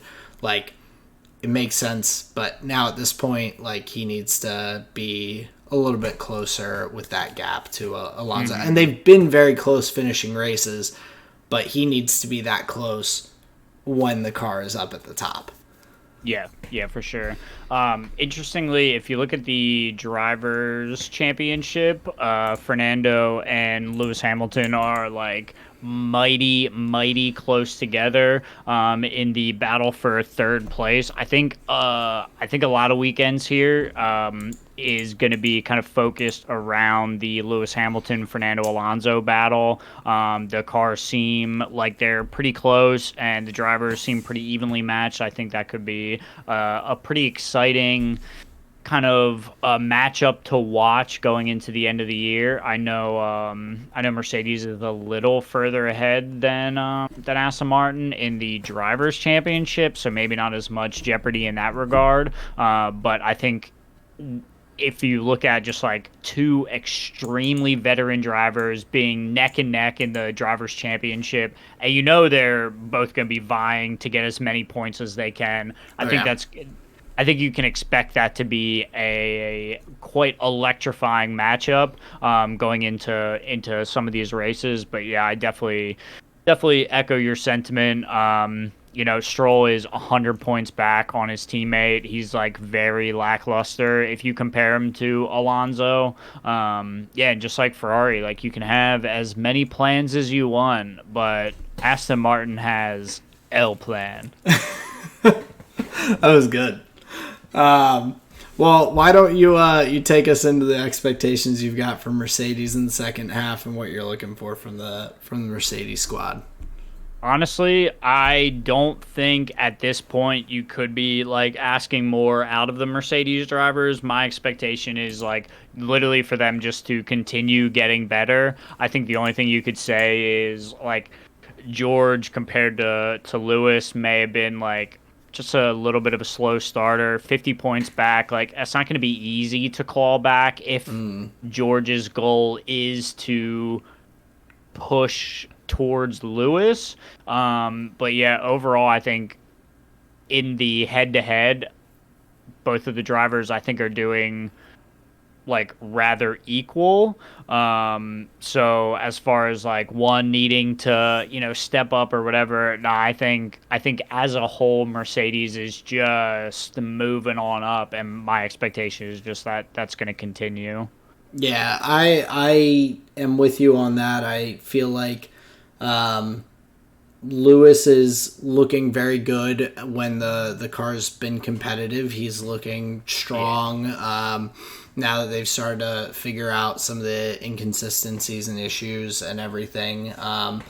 And after last season, I think it kind of put into question a little bit like where George was in comparison to Lewis. And I think this season has kind of solidified that last year was a lot of car things. As opposed to Lewis maybe having fallen off at all or George just competing super well. I think George is driving very well, but I think Lewis looks a lot more like himself this season than last. And yeah, I just consistency and improvements throughout the year would be nice to see because they've been gradually progressing so far. Yeah. So a nice kind of path. But then looking at Red Bull, to be honest, on Max's side, I mean, I'm sure this doesn't come as too much of a shock, but I really don't think Max has made very many mistakes this season as a whole. I think even in qualifying performance, I think a lot of times that at least from the news articles and interviews and whatnot, it sounds, and maybe it's some smoke and mirrors, but it sounds like a lot of the times he's been out qualified by other drivers. It's been because the car's set up for a certain race pace as opposed to for qualifying and all. So I think he's doing just a stellar job. I don't have anything to improve because he hasn't been making mistakes.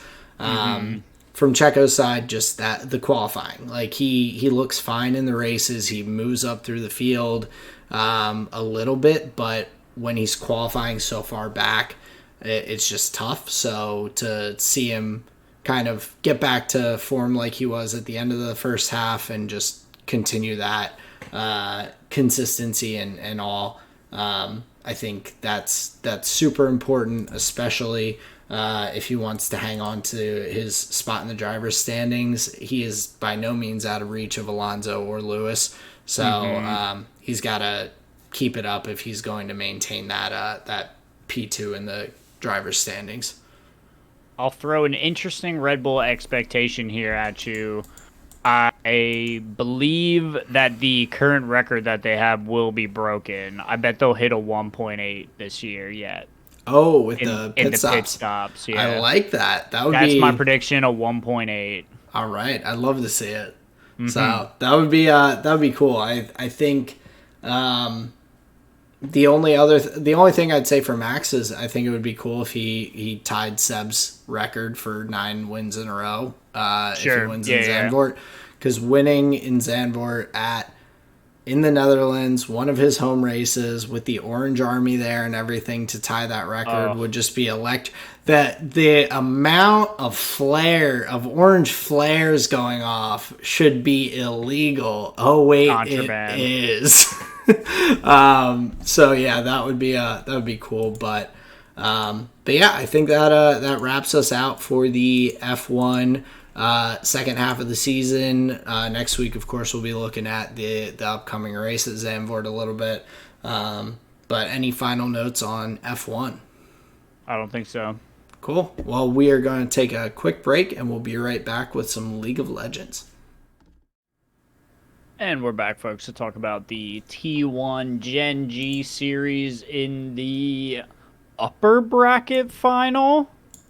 Yes, upper bracket final in the LCK summer playoffs. We had T1 versus Gen.G, and overall a pretty decent series. Goes to the full 5 games, so there was some excitement there. But it was definitely a back and forth series going through game by game. It was just bouncing back and forth like a ping pong ball. Yeah, and I think maybe a little bit of context for the matchup. One may have expected, like, coming into playoffs, I think T1 would have been big time question marks, just in the sense of, like, Faker coming back from the injury with their sub player. They did not do so hot. So I think a lot of question marks coming around T1, but with the semifinal victory over KT, quite surprising. I think that narrative just like gets squashed immediately. Like you can't question the form anymore if they take down who was, one of the top teams in the region, just like winning everything similarly to Gen.G. So I think coming into this matchup, it's like actually quite exciting in that regard. This is, I think, in memory, like the fourth time this year or within the last year that we've seen T1 go up against Gen.G in a best of 5 series. So, I mean, like, what more could you want out of the summer LCK upper bracket final? I think it's like quite exciting in that regard. But to go through the series, Gen.G starts off almost 30-minute victories, pretty significant gold lead by the end, in a game where Owner, has the advantage early game, picks up the jungle rel for the first game. Now, what did you think about this pick ban? So in the first game, I think here. Let me look at my notes. So I overall just liked the comp that Gen.G put together in counter to T1's draft. I felt like they really like with the kind of poke comp that they have a little bit between the Aphelios, the Lulu, and the Talia in the mid lane. I felt like they had a good amount of poke, but also ability to stay safe from distance and everything. And that paired with the Jax to split push, I think is great. Like you have tons of wave clear, so even if you end up in a situation later in the game where T1's putting pressure on you and everything, you have the wave clear to keep that out. Let the Jax kind of split push. You're giving yourselves kind of multiple paths to victory. Where on T1 side, it is very team fight heavy and all. And I think it kind of played out that way a bit where Gen.G is able to get that chip damage before a lot of the fights. T1 ends up kind of on the back foot especially once the fights start to get extended, when you have that chip damage and that poke damage early on from Gen.G, then you kind of tussle for a little bit and everyone separates.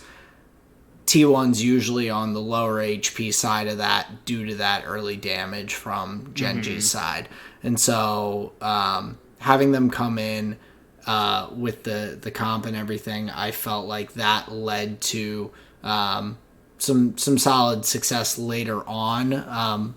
But I do feel like T1 had a good cohesive team fight comp. It's just about getting the right engages and everything, which is not always easy.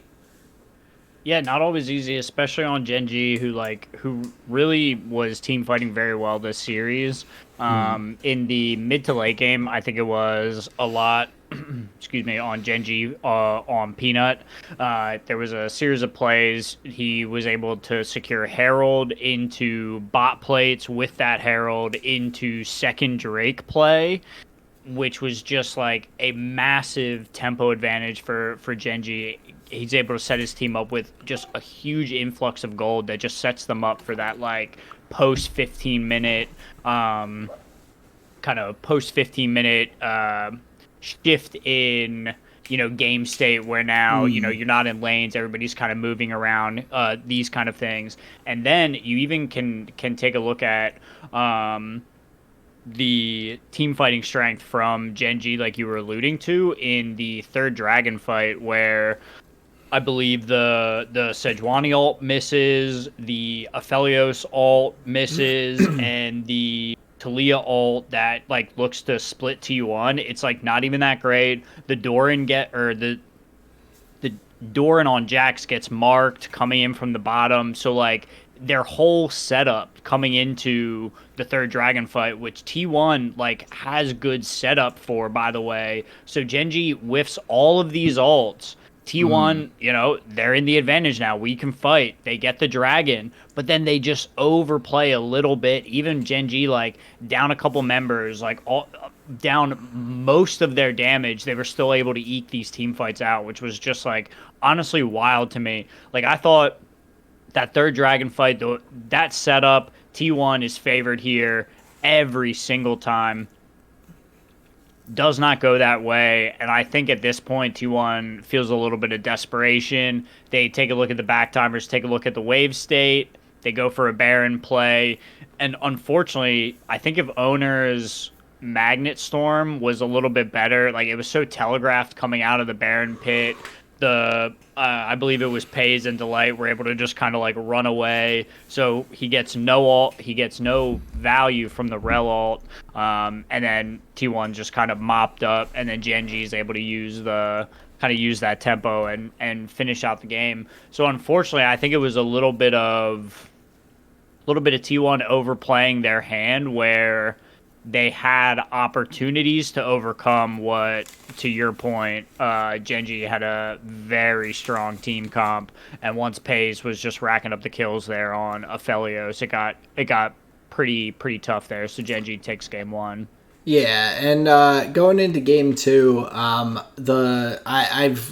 of course, I'm always keen to see Kha'Zix out there. It's one of my favorite champions that I used to play in the jungle, and so I thought just from T1 side, I like the draft, the mix of damage that they had with the Gragas top lane and the Kha'Zix in the jungle, balancing the AP and the AD damage.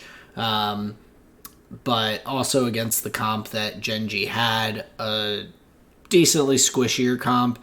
But really, T1 just played it out really well initially to ensure that the Kha'Zix, because if Kha'Zix falls behind, it can be a real big struggle. They put Owner in a good position, and he put himself in a good position by putting pressure on the bot lane, getting the kill on Pays early, kind of going for these picks around and all, where he was good at kind of tracking the enemy team to be able to find the isolated members, which huge throughout the game.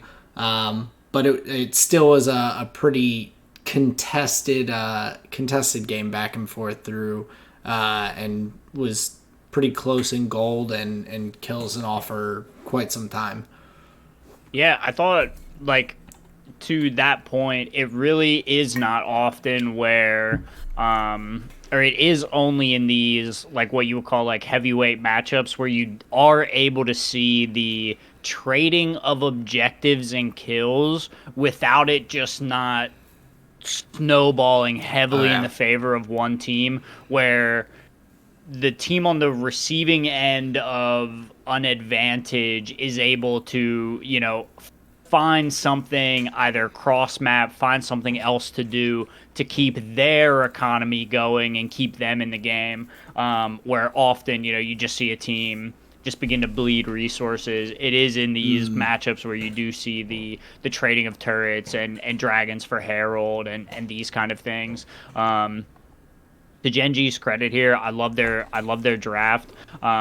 It's like just a bunch of S tier champions. It seems like in each of the roles, very easy to execute. It seems like I think Doran was a massive pressure point for Gen.G throughout most of the game. I think he had a pretty good matchup into Zeus throughout the entirety of the game. But interestingly enough, and just as much as T1 is able to uh, unfortunately throw games at Baron, they're able to just clutch them at Baron just as easily. We see a trade, what appears to be a trade for the Dragon Soul for the Baron, where T1 goes for the Dragon Soul, Gen.G tries to slide into Baron, like butter, they leave Faker on the dragon to finish it. They begin running owner up like right when they see them start it. They make the move immediately. They start running owner up the river. They have Faker, who by this point has a good amount of damage and gold onto Azir, so he's able to just solo out the dragon very quickly. They teleport him into the Baron, so where Gen.G thought they were just going to have an easy man advantage here, like a 3v5, it very quickly becomes an aggressive 5v5 with T1 storming in. They were able to just mop Gen.G up in that scenario, and they're able to use that advantage for the win. So it's fascinating to see the 0 to 100 type aggression that T1 is able to have in these scenarios, even when they're being beaten back in most just like straight up team fights. It was fun to see them win so kind of decisively with a nice move there. Yeah, and I think that is one of their keys still, is that they are decisive a lot of times with their moves, and those, when they are, they typically turn out well. Hmm. I think you see with a lot of indecisiveness, you see them kind of fall apart a little bit, like in game one when Faker decides to go and just kind of do some Azir poke at the Baron after the rest of the team's been wiped and all, and then Kyria ends Hmm. up dying for it, to Yep. try and save Faker. It's like, you didn't have it, you should have just backed off. You're like trying to do Hmm. a little too much, but when they do make those kinds of plays, it's big. So yeah, impressive turn and all from them off that dragon objective towards the Baron to hold up Gen.G and end up taking game two. Game three, my biggest thing was looking at initially the swap of the Azir to Chovy, and then Faker's counter to it with the Corki, going a little bit of a different route, but different champion, but similar route, I guess, is what Chovy was playing to counter him on the Azir. But I honestly really liked both team comps. I felt like both teams had some really positive sides of their comps, very good for team fighting, getting picks, putting their carries in a good position. But I think that the way it played out was not necessarily how I expected it after the start, I guess. With Owner just getting put way behind early on, going down 0-3, getting picked off again and again in the jungle, I was kind of like, oh, this is not looking good. But Guma and Kyria honestly just straight up won the 2v2. And that was such a huge key for T1 in this game 3. And I think teams have been, well, Rakan, I think, has been in the meta for a good long time here, but I think this is one of Carrier's standouts. When T1 has him on a champion that can just pull the trigger to just pick and engage, we're fighting right now. They're able to make a quick pick and a decisive move onto their opponents. I think this is where T1 shines, like you said. Guma and him just able to just straight up win the 2v2 and then take that pressure all the way into the late game. Oh, yeah. And then even into the late game, like Carry is making the plays. You see in the bottom lane where they're shoving the tier 2. He's just on it. It blows my mind. Like that's the play that I wrote down. Kyria playing so well on Rakan. It was my little quick hand note.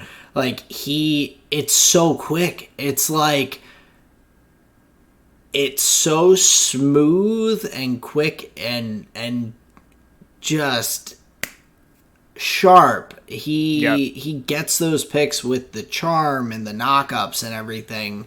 At the most unexpected moment, you're just like, oh, he's there. And so very impressive. And I think that's one of his best, if not his best champion, that we've gotten to see him on. And I think the Corki was an interesting choice for Faker, going back to kind of an old standby. Seemed to work for him this game. Zayas again, on the Gnar. So it's interesting some of these team comps that T1's coming with. I think the casters were arguing they weren't the strongest of team comps, but when you put these players on such comfort, I think something is unlocked in that, and T1's able to bring it back. Like, even though you were alluding to Owner was having a really tough game, Guma and Carrier able to pull it out on solid comfort here, and I think Carrier, player of the game in that scenario. But the success for T1 begins to change here going into game 4. Yeah, pretty heavily too. I think from the get-go, I was just not excited about their draft, primarily with the bot lane. The Vayne pick, I don't get it. I understand that you're going for something with a similar style to the Zeri. Zeri is just stronger in the meta and everything. There's not really anything that I think you are beating out the Zeri with the Vayne pick there. So ideally, I would have liked to see something different. I think the Sivir, you mentioned it when we were talking before the episode about the Jinx. Either one of those champions, I think, would be a improvement in this draft for T1. Especially with doing a last pick Vayne. You already know that you're going into an Alistar, Yone, Maokai, CC lockdown game. I think something with a little more mobility, like the Sivir to kind of run away, or the spell shield to protect yourself, would be great. Something like the Jinx, where you have a bit more range and can still get those chase downs and everything if you get the kills and get excited there. But that was kind of one of the just standout things from T1's comp that I was disappointed with, and because the early game had to be so important on their end.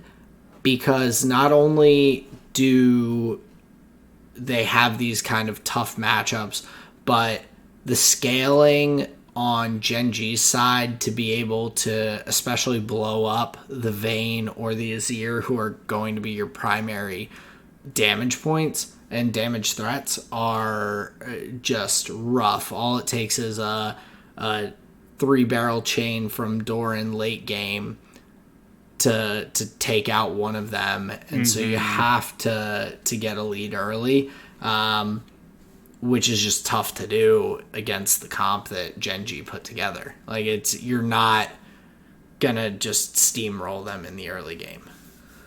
Yeah, unfortunately, it seems like Vayne she's honestly like, she feels kind of like antiquated, where her move set is not versatile enough to deal with the amount of tools that teams are bringing to their team comps. Like, every champ that they pick is just stacked with, damage, CC, some type of, team effect, enemy. Like, they're just bringing so much utility that there's so much to dodge that one tumble every 3 seconds, it's just not enough to outplay anymore. So it does strike me as like odd, and as like a relic of the past, and as like a, what are we doing here?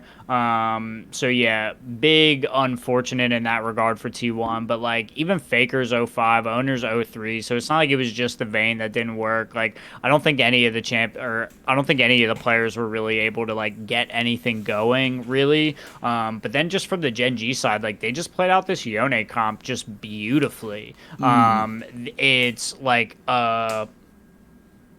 it's a fun pick in that regard. They get Doran onto GP for like going into like indexing into this like triple carry type team comp. So yeah, I think it presented T1 with a lot of threats and questions that needed answers. And yeah, Vayne was just not a good one. And yeah, that's like 2020 vision, but doesn't this just happen every time one of these star 80 carries just locks Vayne? It just becomes like a non-game. It's just a 4v5, and it's like, okay.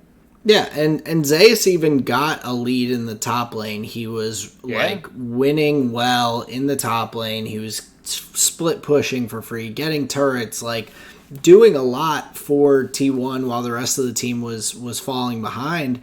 And then all it took was Gen.G focusing him out, killing him first in the team fights, and then it was just like brutal for T1 at that point. He was kind of their only player that was having any success. So definitely kind of a foot off the gas moment for T1, I feel like, and I just hate seeing teams do that, where I feel like I've seen too many times where teams get a lead in a series or in a game, and they're like, oh, we have some breathing room, and then out of nowhere, it comes back to just bite them because they took that breath of air and everything and relaxed for just too long. And going into game 5, like it happens again. I think T1 improved upon their comp from game 4, but really, I mean, I think the matchup versus Yone in the lane phase is fine for Azir, but as it gets later in the game, like I just see Gen.G has some good scaling, and especially with that Yone, like the concern about someone getting picked off with that ultimate is a big threat later, but it really was a lot about Pays in this game, just kind of with his positioning and being able to just free hit for a lot of these team fights. Gen.G just played them out so well, kept him safe, and allowed him to just do a massive amount of damage from the back line. Yeah, and I think this was even like in a game where T1, I think, was able to maybe take advantage of the jungle matchup a little bit. Owner has the advantage on Peanut for the first like 15 minutes of the game. He just shows up everywhere Peanut is, just makes his life just really annoying. And T1 is not even able to convert this advantage. Like the marking of the enemy jungler, keeping him down, the power of the pays was just too much. I think the team fight setup as well. They've got a lot of tanky boys to put in front before anybody is going to be able to hit the Aphelios. Oh, yeah. And this is even like T1's strongest draft, I think, in the series. Barring winning with them, some of the more comfort pick team comps. I think this is their like most meta strong team comp, and yeah, unfortunately, I think Gen.G just ends up building enough of an advantage that T1 felt kind of maybe desperate to make something happen. Like, if we don't break their economy now, we're not going to win later, right? Yeah. So they made a couple, like, interesting choices around the Baron pit and the neutrals to kind of force Gen.G's hand, but I think the gold advantage was a little too in the favor of Gen.G at this point, where even with good setups, T1 wasn't able to claw out the victories here. Yeah, Zayas, later in the game, like, he did have some really good flank opportunities, but at that point they were just a bit too far behind to be able to make those work. But yeah, Gen.G wraps it up 3-2. They go on to the finals to await the winner of the KT Rolster T1 matchup that we have coming up this weekend. So looking forward to that. And then, of course, the finals.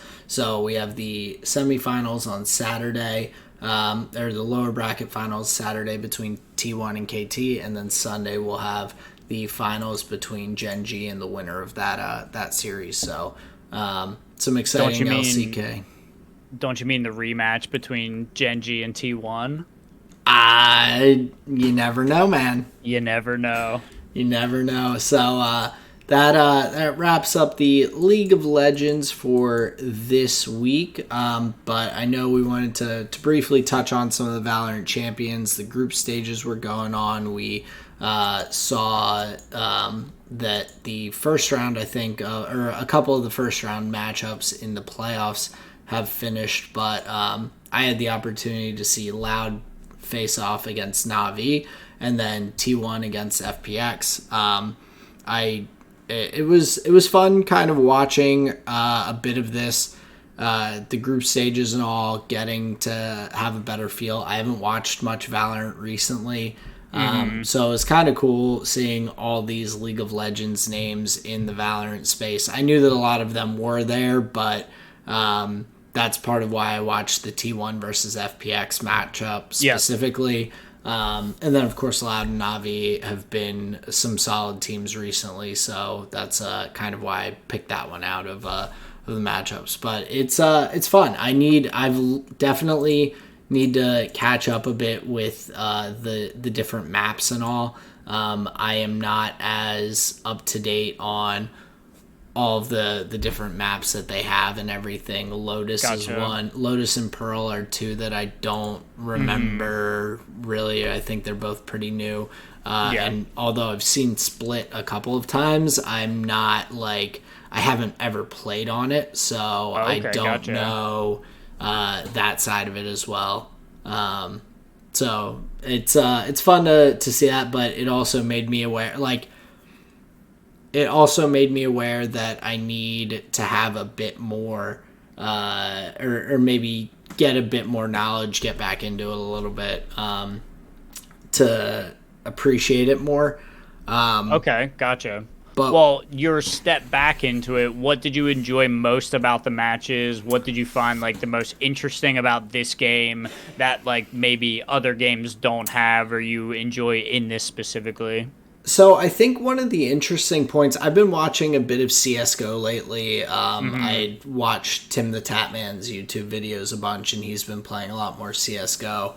And so I think one of the things that I noted with the current like meta with Valorant that seems to have kind of transpired, I feel like in the early days of Valorant, when you and I were playing a bit more and everything, there was a lot more emphasis put on these like kind of solo carry type players being a part of the or of agents like being part of the team comp, particularly like the Jet and some of the Omen and some of these like big play potential agents with their ultimates. But now it has kind of fallen into much more of a I'd say kind of standard meta towards like what CSGO is, where yes, the mobility and some of the abilities and everything that you get do shake things up a bit, but the big focus is really on the utility and like the smokes and walls and things that a lot of the agents can provide to give your team that flexibility with your strategy and everything. So I think it's kind of honed in on that part of being a like bomb planner, bomb diffuser game style where it can't be reliant on tens is just the stud who's outmatching everyone, so throw him on Jet so he can fly up into the sky and ace the other team. You're seeing the quality of players overall grow, and so you're having to look for what are going to be the more optimal and kind of secure strategies. So that was the biggest difference. Like, this is the first time that I've watched much Valorant and like taken the time to watch a few series in a bit, and I feel like remembering back to the early stages of competitive Valorant and watching some of the teams, that's like the big difference I see now. Yeah, no, that's I think that's a pretty good one to allude to. I just want to tell you a pretty funny story that came out of Group C before we before we move on to the flavor of the week. So in the second match of Group C, Energy, North America's Energy goes up against China's Billy Gaming. The operator player for Energy, his name is Artis. He was quoted in a press conference before the tournament as to asking what the name of the Billy Gaming like operator player was in a kind of flippant manner, as though like who would know this guy, like he's not a notable player, in this kind of way, right? And then they Billy Gaming goes on then in this opening match after Artis says like who is this guy. Billy Gaming goes on to not only beat Energy, but it was like a shellacking. Like it was not really even close. It was 2-0. And then post interview or post match interview with the winners of Billy Gaming, this operator player, his name is YZ, and he's quoted in the interview as to saying like, "Hey, Artis, I know you said you didn't know who I was. Do you know me now?" He's like literally asking this, and like just like giving it right back. He's Amazing. like, "Do you know who I am now?" Losers interview, Artis goes on to say like, yeah, like, ah, man, like GG's, but I promise we will beat them next time. There's no way an Energy is not going to be in the playoffs. Like, don't you even worry about it. Like, this guy's very, very confident in this interview. He's like, I promise we will make it to playoffs. Cut to 2 days later, Energy has the rematch against Billy Gaming, and it goes even worse. They must just be tilted. They were just on Twitter too much. And Billy Gaming again beats Energy, knocks them out of the tournament after all of these big words. And YZ, in this second matchup, and I bet you can find a picture of it, he goes off. I think it's round like, it's pretty deep into the second game where Billy Gaming, like they're going to win. YZ has a round where he pops off. He literally stands up out of his chair and like points a handgun at Artis and pulls the trigger and just sits back down. Dude, it was wild. Dude, me and Sarah were literally watching I'm this like, live. I have to go find this. I'm like, It's cracking awesome. up. This was like the best esports moment that I've seen in so long. This guy's winners interview was like in English. He goes and asks the crowd. He's like, "Are you surprised?" He's like the ultimate showman, this guy. It was awesome. He's literally standing up out of his seat, hand gunning, stud insane. Billy Gaming goes on to secure their spot in the playoffs, beating Energy 2-0. So they'll be playing up against DRX, which, I mean, that's going to be a tough matchup. We'll see how it goes. But so far, man, YZ has my vote for sure. Especially, dude, I'm silly, dumb North American fan. Before watching those games, I was excited to literally watch Artis specifically. I was like, I like this guy. When he played for FPX, he was the chamber player. He was like a solid player. But now I'm just like, oh, he's just a clown, right? He is just a clown. All the shit talk, he got washed up in it. He said too much. And now Billy Gaming has his spot. But bro, that handgun, classic. Like, that's going to be stained in my mind forever. So good. Like, they are mid-match winning live, and he does it. Great. I love it. I mean, Valorant continues to deliver. I think it's a pretty good game. It has some pretty fun storylines. That's awesome, and I'm looking forward to watching, because we saw some of the playoffs started. We saw that Loud actually beats Fnatic, which I think is a pretty decent upset. It's a rematch of one of the recent finals that they had and all, but to especially knock Fnatic down to the lower bracket, that kind of opens up a little bit of space potentially for Billy Gaming. Fnatic 2-0'd them in the group stage. They would, if they're able to play pretty well, would not have to face Fnatic potentially until the finals, if they can go on a nice little run here. So yeah, I'm excited to check out some of the playoff matches, and I'll have to check out the finger guns after the episode. But It's great. But yeah, any final notes on Valorant before we go to the flavor of the week?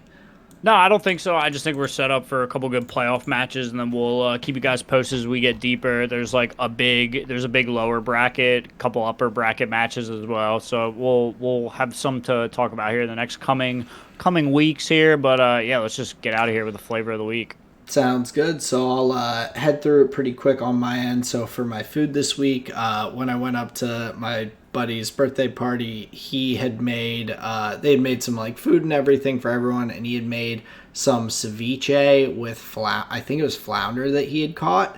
He had gone fishing recently, and it was really good. I have not really had like homemade ceviche before, and so Gotcha. I think maybe once somewhere, but it was solid. And of course Colleen was like, oh, now we have to do it at home, so I'll probably be trying to whip that up at some point soon. Gotta go catch a flounder, man. Hell yeah, I'll have to get out there, cast my rod.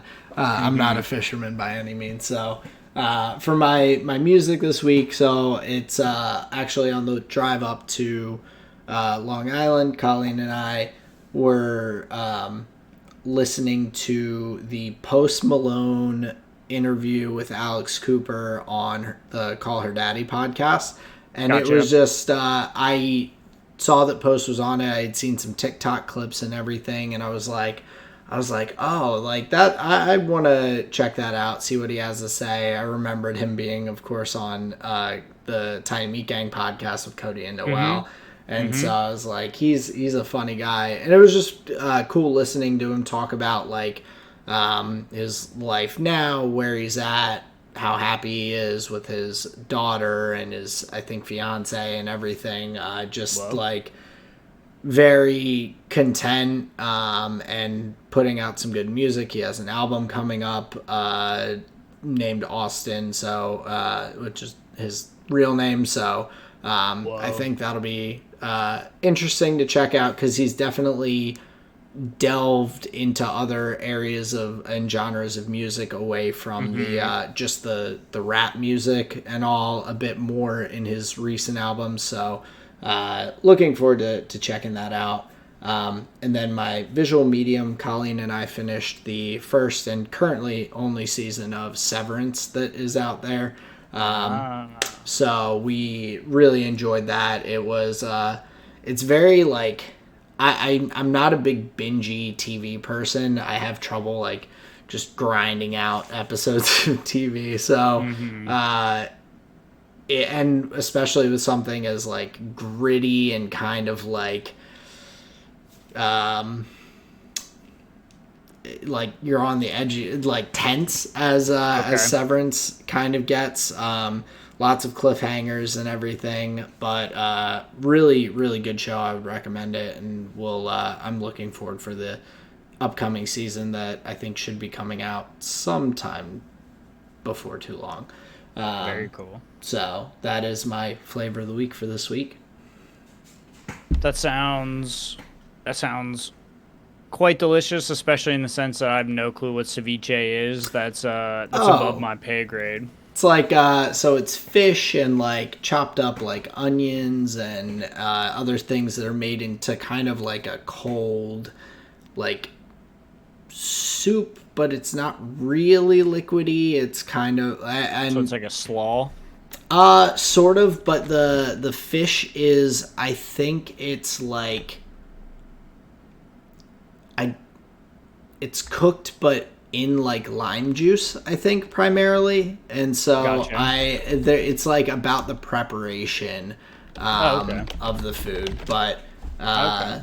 yeah, Well, so that sounds good. ceviche is a South American dish of marinated raw fish or sea. Okay, so the fish is raw, but it's marinated in like the lime juice, which I think the acidity kills any like bacteria or something like that. So Mm, it kind of cures it, and then is mixed with like onions and peppers and avocado and things like that with like that lime interesting. juice as kind of the broth. It seems like Okay. Oh, that's pretty neat. so. Yeah, so Wonderful. pretty good. I would recommend. Okay. Okay. Highly recommended. Gotcha. So my food here for the week, I was gonna tell you a funny story from yesteryear, but I will just leave that as a cliffhanger for next week and just comment on another banger concoction from Sarah. She does a mean chili. She makes some rice with it. It's just a mainstay, I think, of our relationship.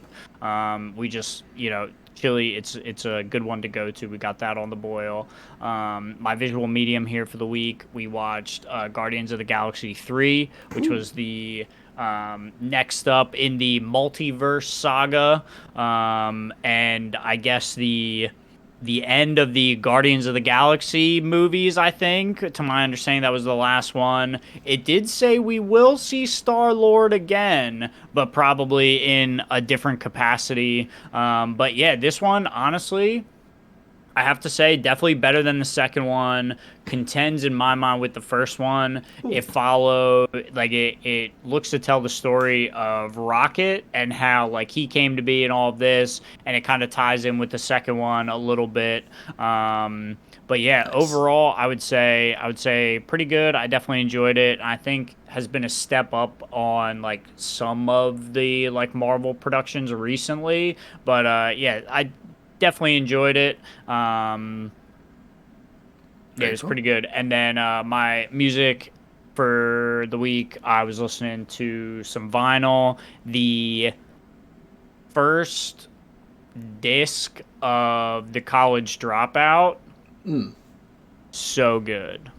Okay, what songs are on that? So that's all my people that's drug dealing just to get by, stack your money to it. So that's track one. You've Okay. got Through the Wire. You've got Don't Let Me Down, I think it is, or Never Let You Down, the one that has Jay-Z on Yep. it. Gotcha.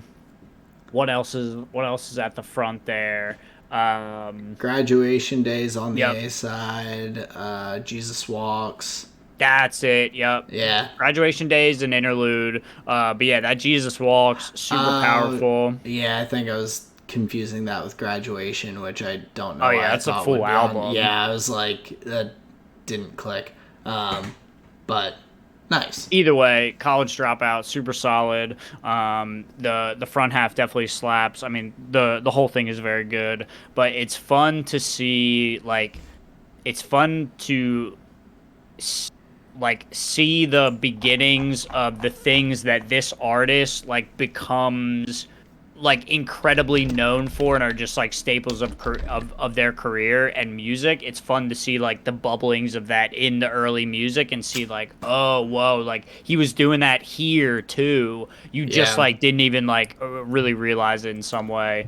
So yeah, Kanye continues to impress me even many years later, but that's my flavor of the week. Very nice. Love to hear it, and yeah, some of his old stuff.